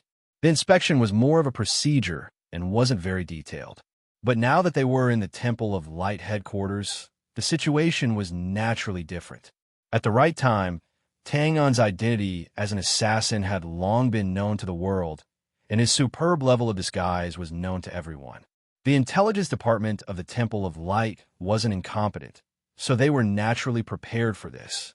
Therefore, everyone who came from the capital, including the first prince, had to undergo a serious and cumbersome inspection before disembarking to confirm their identity. Fortunately, the results were good. After a serious inspection, there weren't any abnormalities. Then, under the first prince's introduction, the accompanying nobles came forward one by one to greet the higher-ups of the Temple of Light. It was inevitable that there would be some polite greetings. Then, under the invitation of the first prince, a group of people began to tour the Temple of Light headquarters while chatting and laughing. To be honest, there wasn't much to say about the scenery. The Temple of Light headquarters was just an island. The well-off nobles were well-informed and didn't find it surprising. Of course, whether they were interested or not, they still had to put on a show, so the atmosphere was good. After a while, the group toured to the center of the island. After turning into a corridor, a huge statue of a person carved from flawless jade came into view. It was as if it was touching the heavens and the earth, majestic and majestic. That's the Father's incarnation. Yes, I want to go to the seat of the god and pray. Can I? The first prince's eyes flashed when he saw the statue. He suddenly turned his head and asked. The Pope nodded happily. Of course, the Father won't refuse any believer's prayer. Pause for a while. He looked up at the sky. That's the direction of the main hall. It's getting late. After your highness finishes praying, the coronation ceremony can begin. Thank you for your permission, your holiness. The first prince bowed and shrugged with a smile. I'm not afraid of being laughed at, your holiness, but I've been under a lot of pressure recently. The empire's situation isn't optimistic. The barbarian army on the north bank of the Leno River is restless. According to the analysis of the military, they should be making a move soon. When that time comes, it will be another fierce battle. Sigh. The Pope still had a calm expression as he comforted the first prince. Victory will belong to the light. Your Highness, don't worry. According to the agreement, the temple will fully support you and your army. Guard the Leno River and never let those evil heretics from the north have a chance to touch the land in the south. That's great. On behalf of the Empire, I thank your holiness and everyone for their support. After a pause, the first prince casually looked at the buildings of the temple headquarters and suddenly asked, That's right, I wonder how that Sylvia, that traitor of the temple, is now. The Pope raised his white eyebrows. He finally understood the first prince's true meaning. He smiled and replied, She's still imprisoned. There's nothing wrong with her. Then he turned his hand and pointed at the ground. This is the temple headquarters, a place blessed by God. Whether it's the past, present, or future, no one can cause trouble in the Father's sight. Ah, that's good, that's good. They were all smart people. There was no need to say anything that would hurt their reputation. Hearing the Pope's confident promise, the shadow of danger that had been lurking in the first prince's heart finally disappeared. Yes, where's this place? The temple headquarters. A 1,000-year foundation was not a joke. In terms of the number of experts, no force on the continent dared to say that they were stronger than the temple. In other words, if there was a safe place on the continent, it would undoubtedly be the temple headquarters. A few days ago, the assassin, Twain, who had said some harsh words but did not dare to show himself. He did not even dare to try to sneak into the temple and cause some trouble. Didn't that already prove this point? Completely relieved, the first prince laughed and waved his hand. Your Holiness, please. Oh, be careful of the stone steps. The towering statue was not far away. The main hall was even closer to where everyone was, separated only by a long stone path with a railing. Stepping on the stone steps, they walked up the stone path. Perhaps it was because of his mood, but the first prince suddenly felt that the scenery around him had become pleasing to the eye. In fact, it was indeed so. The stone path and the white jade railings were nothing to look at, but the large ornamental ponds on both sides of the stone path were different. The clear, light, green pond water, the exquisite rockery of all shapes and sizes, the freely swimming ornamental fishes, especially the unique species of water lotus that was different from other places.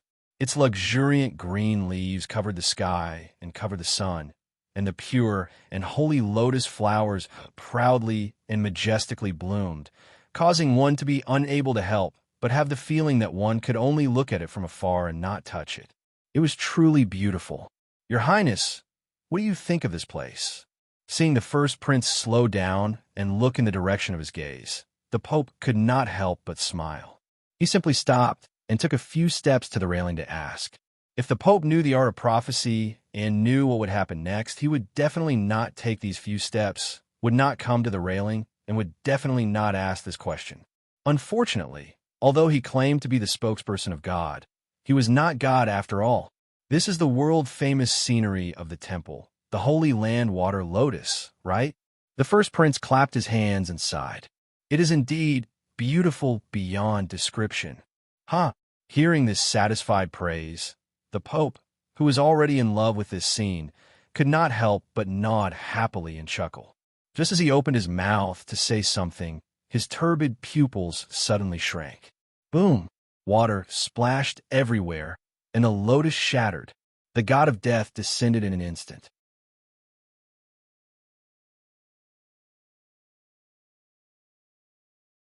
Chapter 11:07. Time went back to 5 days ago. Needless to say, the Temple of Light headquarters had indeed done their best to defend themselves.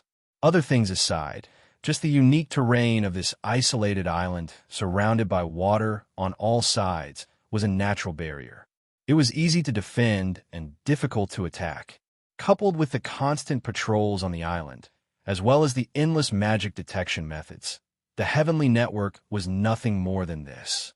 After that, Tang thought of sneaking in through the underground waterway and entering the heart of the island first, avoiding the martial law measures of the nets above snares below to the greatest extent. But not long after, the independent underground waterway design in the central area of the Temple of Light headquarters told Tang in a bloody truth. There was a reason why the Temple of Light could stand tall on the mainland for thousands of years. If he walked in the air, he would be a live target.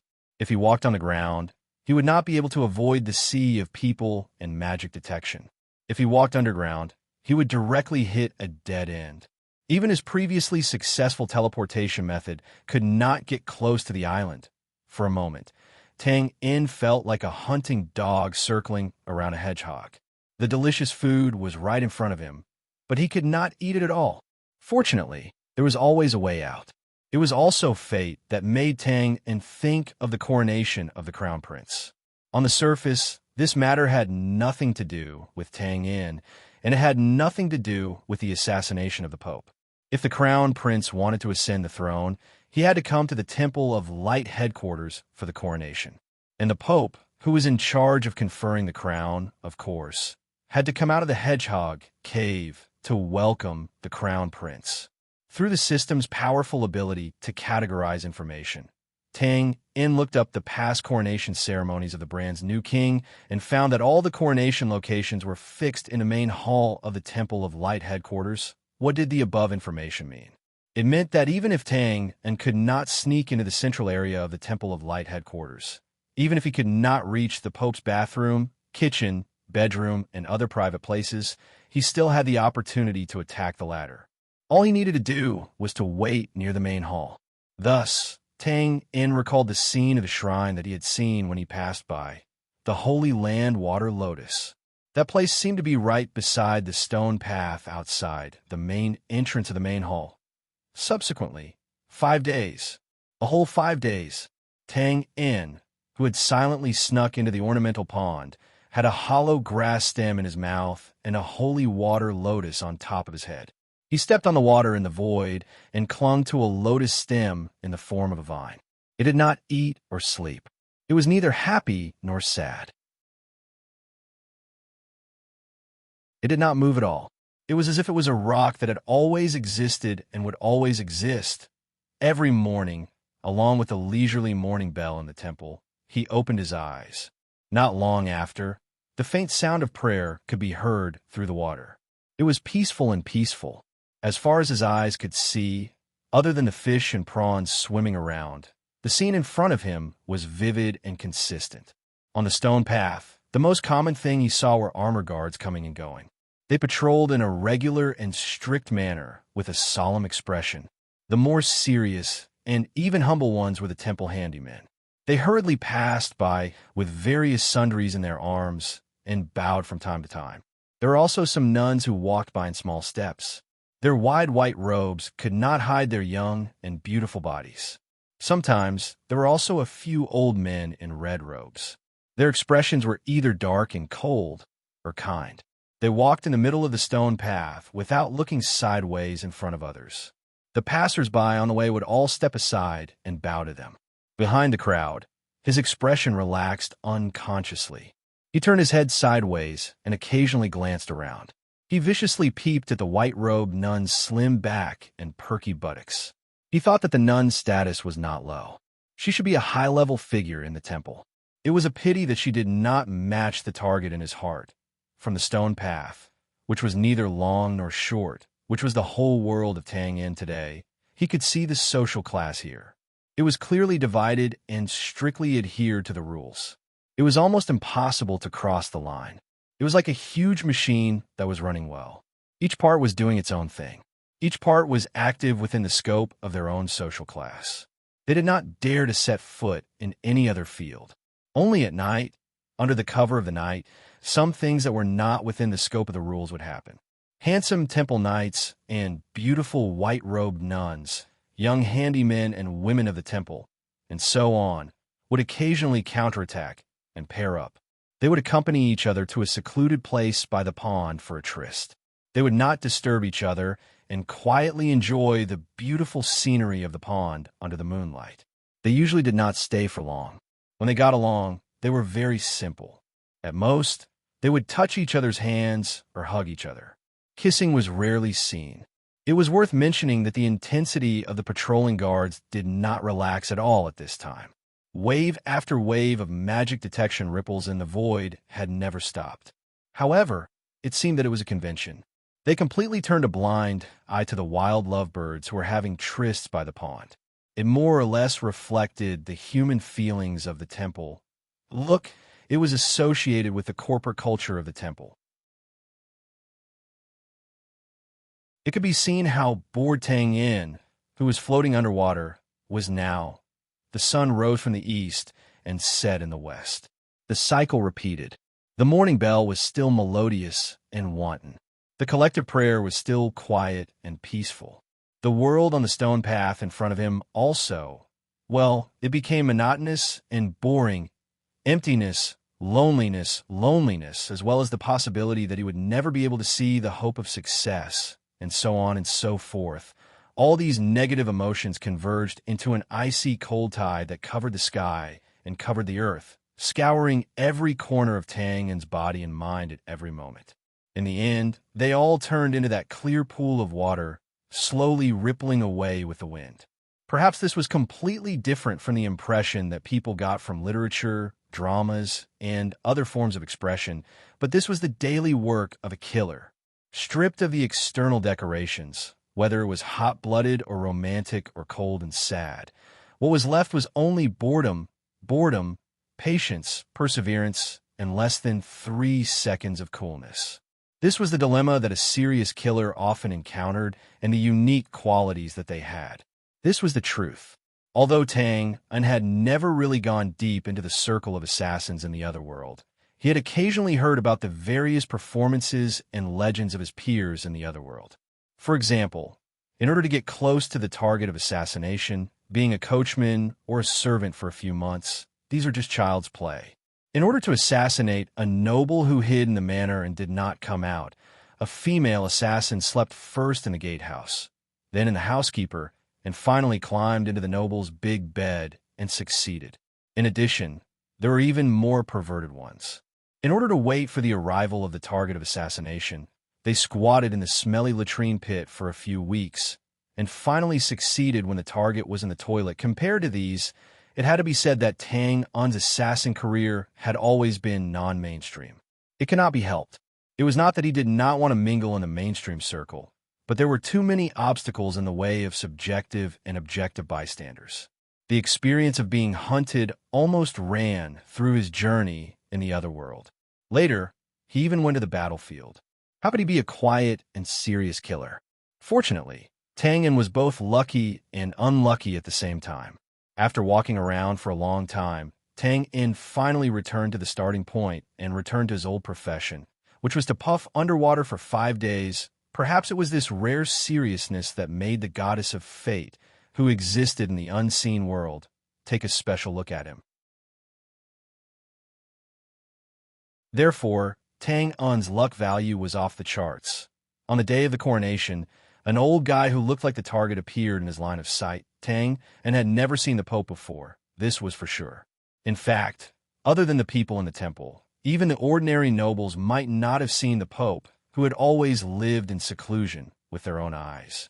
Fortunately, there were portraits of the Pope in the market, and fortunately, Philip was not an ordinary noble. Moreover, there was the traitor Owens here. Therefore, after comparing the physique, appearance, clothing characteristics, and so on of the kind-looking old man in front of him with the impression in his heart, Tang Yin was close to 80% sure that it was him. Therefore, the water rippled, and the body, clinging to the stem of the lotus, trembled slightly. At the same time that the stiff consciousness of the limbs was removed, the ferocious beast was awakening. In the blink of an eye, he saw the guy wearing a domineering robe and the big shots who were clustered around him. They were obviously of high status, but their expressions and postures were humble and humble. The corners of Tang Un's mouth curled up slightly, revealing a few bubbles. He was 100% sure. His gaze was as calm as ever, and his killing intent was set. Immediately, he saw the target take a few steps this way, as if he was seeking death. When he came to the railing and faced the bunch of lotus flowers above his head, Tang In smiled. His smile was unusually gentle, without a trace of killing intent. The next moment, he kicked his legs and leaped. With a splash, he instantly tore the priceless water lotus and broke out of the water with a loud bang. The water lotus was less than 30 feet away from the railing. This distance was practically nothing to Tang In, and it was within his killing range. Therefore, without even needing to blink subconsciously, Tang In leaped into the air in front of the Pope. He met the turbid pupils of the Pope, raised his hand, brandished his dagger, and drew a fatal arc. Be careful. There's an assassin. It was almost certain that the big shots who were in high positions and lived like princes were rarely strong fighters who had survived hundreds of battles. However, a lack of combat experience did not mean that they were not strong enough. At least, the dozen or so red-robed archbishops of the temple were not like that. On the contrary, each of them had the powerful strength of a magus. Before Tang In's dagger arrived, they who had suddenly become alert cried out in alarm and shouted a warning. However, it was just a warning. If they really wanted to do something, such as take effective measures to save the Pope and so on, that was really overestimating and making things difficult for them. The real rescuer was the venomous snake spear that came from the side of the Pope's back when the lotus flower was torn into pieces in an instant. It was a silent, soundless serpent spear. It was an old man with white hair and sharp eyes like an eagle. He had been following behind the Pope like a shadow, but his presence was very low. Previously at the pier and along the way, he did not greet the eldest prince and the others, so the latter basically did not notice him. However, his identity was indeed a high-ranking member of the temple. He was a retired holy head knight. His existence showed that although the temple seemed to not care about Tang Un's assassination, they were not careless at all when it came to actual action. They took it seriously enough. Unfortunately, even with such thorough precautions, when Tang In really went all out to assassinate, this retired head knight's rescue speed was still half a breath late. There were two reasons for this situation. First, objectively, Tang In's speed was too shocking and did not give anyone a chance to react at all. Second, subjectively, when the Pope took a few steps towards the railing, this retired head knight did not immediately follow up like before. Of course, this was not his fault. After all, no matter how good he was at following the Pope like a shadow, there was no way he could follow the Pope step by step. Because of this, his position was a little awkward.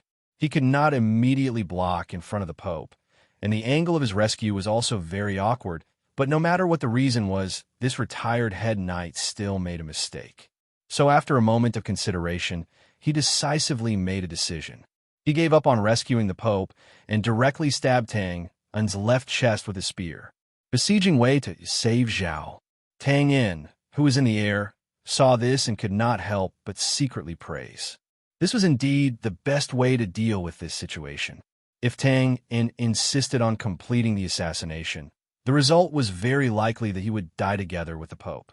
But if Tang In hesitated or chose to use his dagger to block the spear first, then he would lose the best opportunity to assassinate the Pope. The result could be imagined. One had to admit that a holy head knight was still a holy head knight, as the sharpest existence of the temple's external force. Even if he had already retired, he could still bloom with a dazzling brilliance that was different from the other high-ranking members of the temple. But unfortunately, the one he met this time was Tang In.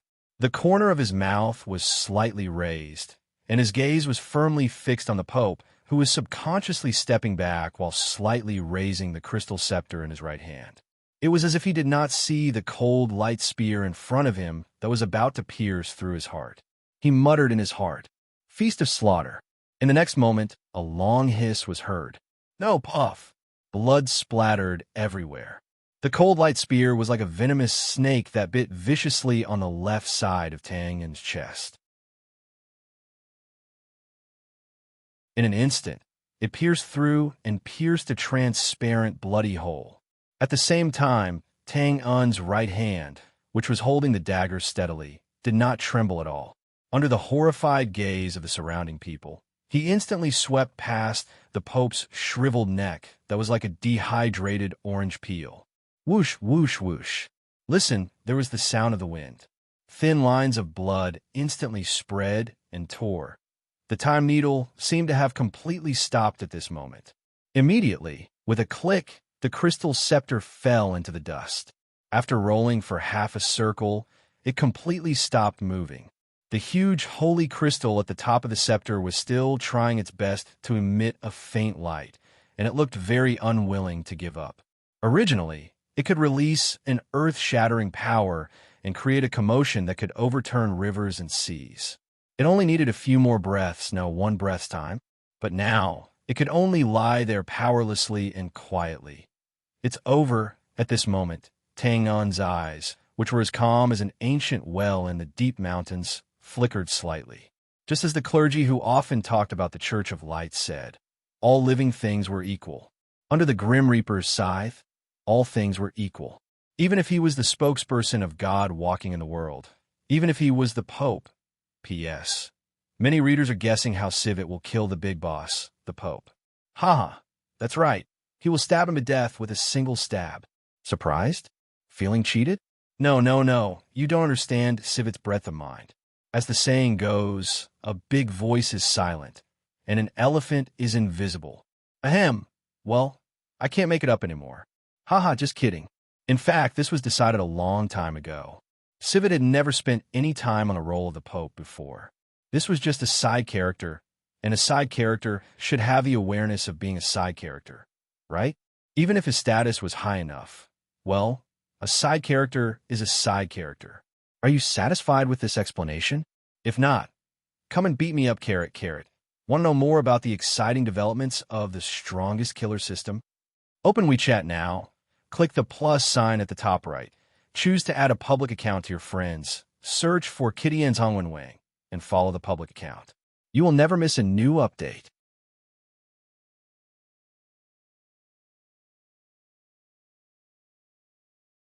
Chapter 1108. Year 557 of the brand new calendar, the end of winter and the beginning of spring, the day of the new king's ascension. This day was destined to be recorded in history, dyed with thick black ink, and constantly debated by future generations. As for the reason, it was very simple. Throughout the 1,000 years of history of the Empire's temple, was there any supreme being like the Pope who was assassinated by an assassin? Presumably, there was none. Therefore, Tang In Slash was not only as simple as killing a person, but more importantly, he had created an unprecedented and terrifying record. What was very obvious As the person involved, Tang In did not have this awareness. After he slit the throat, he looked at the Pope's blank expression in front of him, as well as the turbid pupils that contracted rapidly and then expanded instantly. Without hesitation, he quickly stepped sideways. With a poof, the cold spear in his left chest was removed, and the dark dagger in his right hand was swung in reverse. Once again, it drew a cruel arc. The target was repeated and precise, cutting towards the neck of the Pope, who was subconsciously stumbling back. A qualified assassin would never, and should not, expect to have more than one assassination opportunity. It must be done in one go. Tang In was very clear about the power of his throat slit. There was no doubt that it was absolutely fatal, but he was still not at ease. There were too many mysterious things in the temple. Although it was unlikely, no one dared to guarantee that the temple would not have miraculous magic like the resurrection spell. Moreover, with the powerful people like Wu Ding and Bamatu, they had previously warned Tang In not to underestimate the Pope and not to be careless. So, Tang In decided to go all out. "Stop!" shouted in horror. The retired head commander finally could no longer maintain his calm appearance. Although he did not understand why the spear had pierced the Pope's vital point just now, the other party was still alive and kicking, as if he was not affected in the slightest. But this was not the main point now. The main point was the arc of strength of the slash. Swoosh! The cruel light of the blade swept past, bringing with it an even more cruel cutting sound. A big round head, like a fountain of free money, a large curtain of blood instantly rose to the sky. That's right, decapitation. The professional name was head and body separation surgery. If cutting the throat was not enough insurance, then decapitation should be enough. Not to mention that Tang In's decapitation just now had a bit of tyrannical blood in it. Bang! Swish! Swish! The head that flew out suddenly exploded in midair, and the stinking blood that carried some white and viscous liquid sprayed out wantonly and instantly drenched the faces and bodies of everyone in the surroundings. This time, he should be deader than dead. Even if God appeared, there was nothing he could do. God. "Don't, Your Holiness." It was complicated to describe, but in fact, it was only the blink of an eye from Twain's violent attack to the Pope's head being separated from his body. The head commander, head's head was God, and of the head Pope, head, God ahead, the head. Scream God, head, and head. Head, God, quick. There's an assassin. Just like the previous pointless warning, although the surrounding people were shouting and wailing, in fact, no one actually stepped forward to make a move. On the contrary, looking at Tang In, who was holding a bloody dagger and not hiding his murderous aura, the head Pope could not help but step back in fear. This was the so-called "a dog that barks does not bite, and a dog that bites never barks." The long spear was like lightning. Only the retired head commander's eyes turned red in an instant. He roared angrily and threw himself forward without a care. Tang In's situation suddenly became dangerous. To be honest, the assassination itself was not the most difficult part. The difficult part was how to escape safely. However, Tang In was already prepared for this before he attacked. He just leaned to the side and dodged the spear.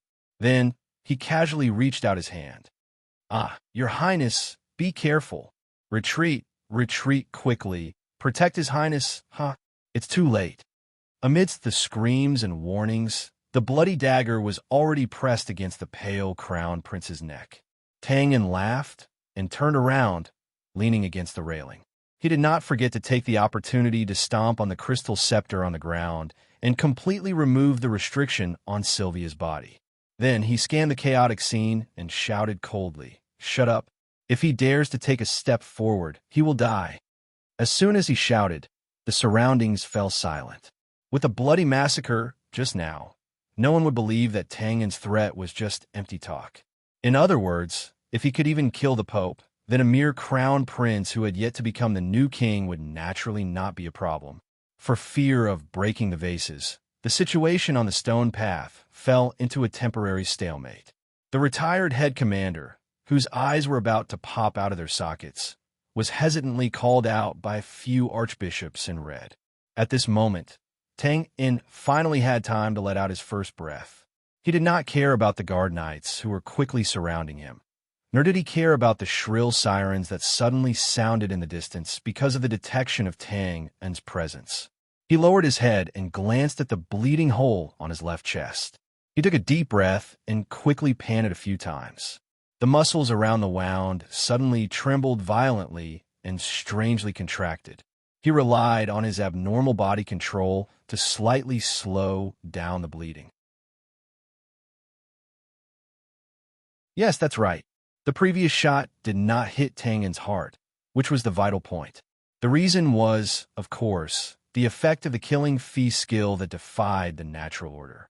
Tang In used his rule domain at the crucial moment and paused the space for a moment. This allowed the retired head commander's shot, which he was almost certain to hit, to finally graze his heart and pierce through his body. With Tang In's abnormal body constitution that was comparable to the alien, as long as it did not hit his vital points directly, he did not have to worry about losing his ability to fight in a short period of time. Of course, the current situation was not something that could be resolved by fighting strength. After Tang In successfully killed the Pope, he had also completely forced himself into a desperate situation. Now, it was likely that all the clergymen on the island had already known that Tang In was here. It was believed that it would not be long before Tang In faced a formation that was 100 times more terrifying than the current one, until he was completely strangled. As for the eldest prince who was being held hostage, unfortunately, this was the temple headquarters and not the capital's palace. Therefore, he was not some kind of golden shield that could avoid death. At most, he could only protect Tang In for a while. It had to be said that Tang In played too big this time. He even killed the Pope. Of course, the temple headquarters would not let him leave safely. Otherwise, their 1,000-year reputation would be completely destroyed. Tang In was very clear about this. So without the slightest hesitation, he decisively planned to call for reinforcements. He reached into his pocket and paused. When he took out his hand, there was a lively little fish in his palm. Well, this was just an accident. Of course, the little fish could not be some kind of powerful reinforcements. The corner of Tang In's eyes twitched.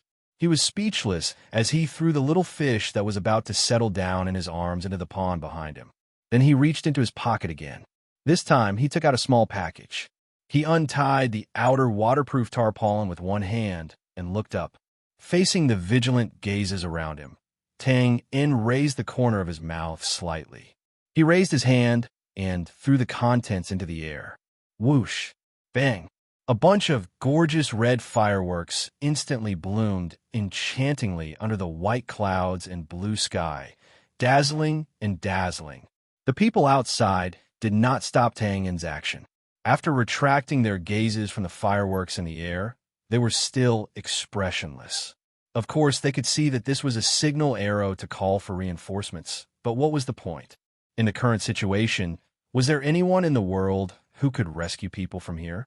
Ridiculous, Tang In. Gulp. You are the assassin, Tang In. Suddenly, the eldest prince, who was struggling to raise his head, fixed his gaze on the ordinary face that was close at hand. His Adam's apple that was pressed against the dagger suddenly moved. He reluctantly swallowed his saliva and cried out involuntarily. Tang In glanced at him and shrugged. His meaning was self-evident. In an instant, the surrounding atmosphere was in an uproar. A group of senior members of the Temple of Light looked at each other in dismay. Only then did they notice that this damned assassin looked somewhat familiar. They immediately thought of something, and their expressions immediately became extremely ugly. It was actually the guy who was boasting a few days ago. Damn it, he actually succeeded in getting what he wanted. If Tang In was able to assassinate the Pope under heavy guard, it was a slap to the Temple of Light's face. Then, when he first said those words, which seemed to be a deliberate reminder, and then succeeded, it was completely trampling on the Temple of Light's face. Don't kill me. You can't kill me. After realizing Tang In's identity, The eldest prince's face instantly turned ashen. Although he was trying his best to maintain his dignity, his body had already begun to tremble uncontrollably. "Don't worry, I won't kill you." Patting the eldest prince's shoulder in a seemingly friendly manner, Tang comforted him with a sincere expression. "You are now my protective talisman. At this moment, you will not leave today." The retired head commander, who had just regained his senses, was terrifyingly gloomy. He no longer hesitated as he stepped forward. Looking at Tang, who was tightly gripping his long spear, he spoke with a murderous aura. Is that so?" Then, paused for a while, Tang smiled. Under everyone's gaze, he casually flicked his wrist. The dagger gently swept across the eldest prince's neck. The sound of the wind whistling rose again. Clean and neat, he had slit the throat. "Let's try." His figure rapidly retreated. Like a ghost, he instantly flipped over the railing pond and swept across the top of the knights' heads. "Ugh, your highness." Tangen's choice to break out, or rather, to put up a last-ditch struggle, was not unexpected. After all, even ants cherish their lives, let alone a master like this. However, no one expected Tang to be this straightforward, or rather, shameless. Just a moment ago, he seemed to have made a sincere promise not to kill. But now, after killing the Pope, he was going to kill the future king. He was going to do this so casually. Mother of Asterisker, this was completely out of the ordinary. That retired head commander was not stunned by this. Of course, it could be because he didn't care about the eldest prince's life or death. However, he did not chase after Tang immediately because Tang had pushed the eldest prince's body over and blocked his path of pursuit. Bastard, bastard, bastard. Holding the first prince's corpse and watching Twain's figure disappear across the pond, the head knight was like an enraged beast.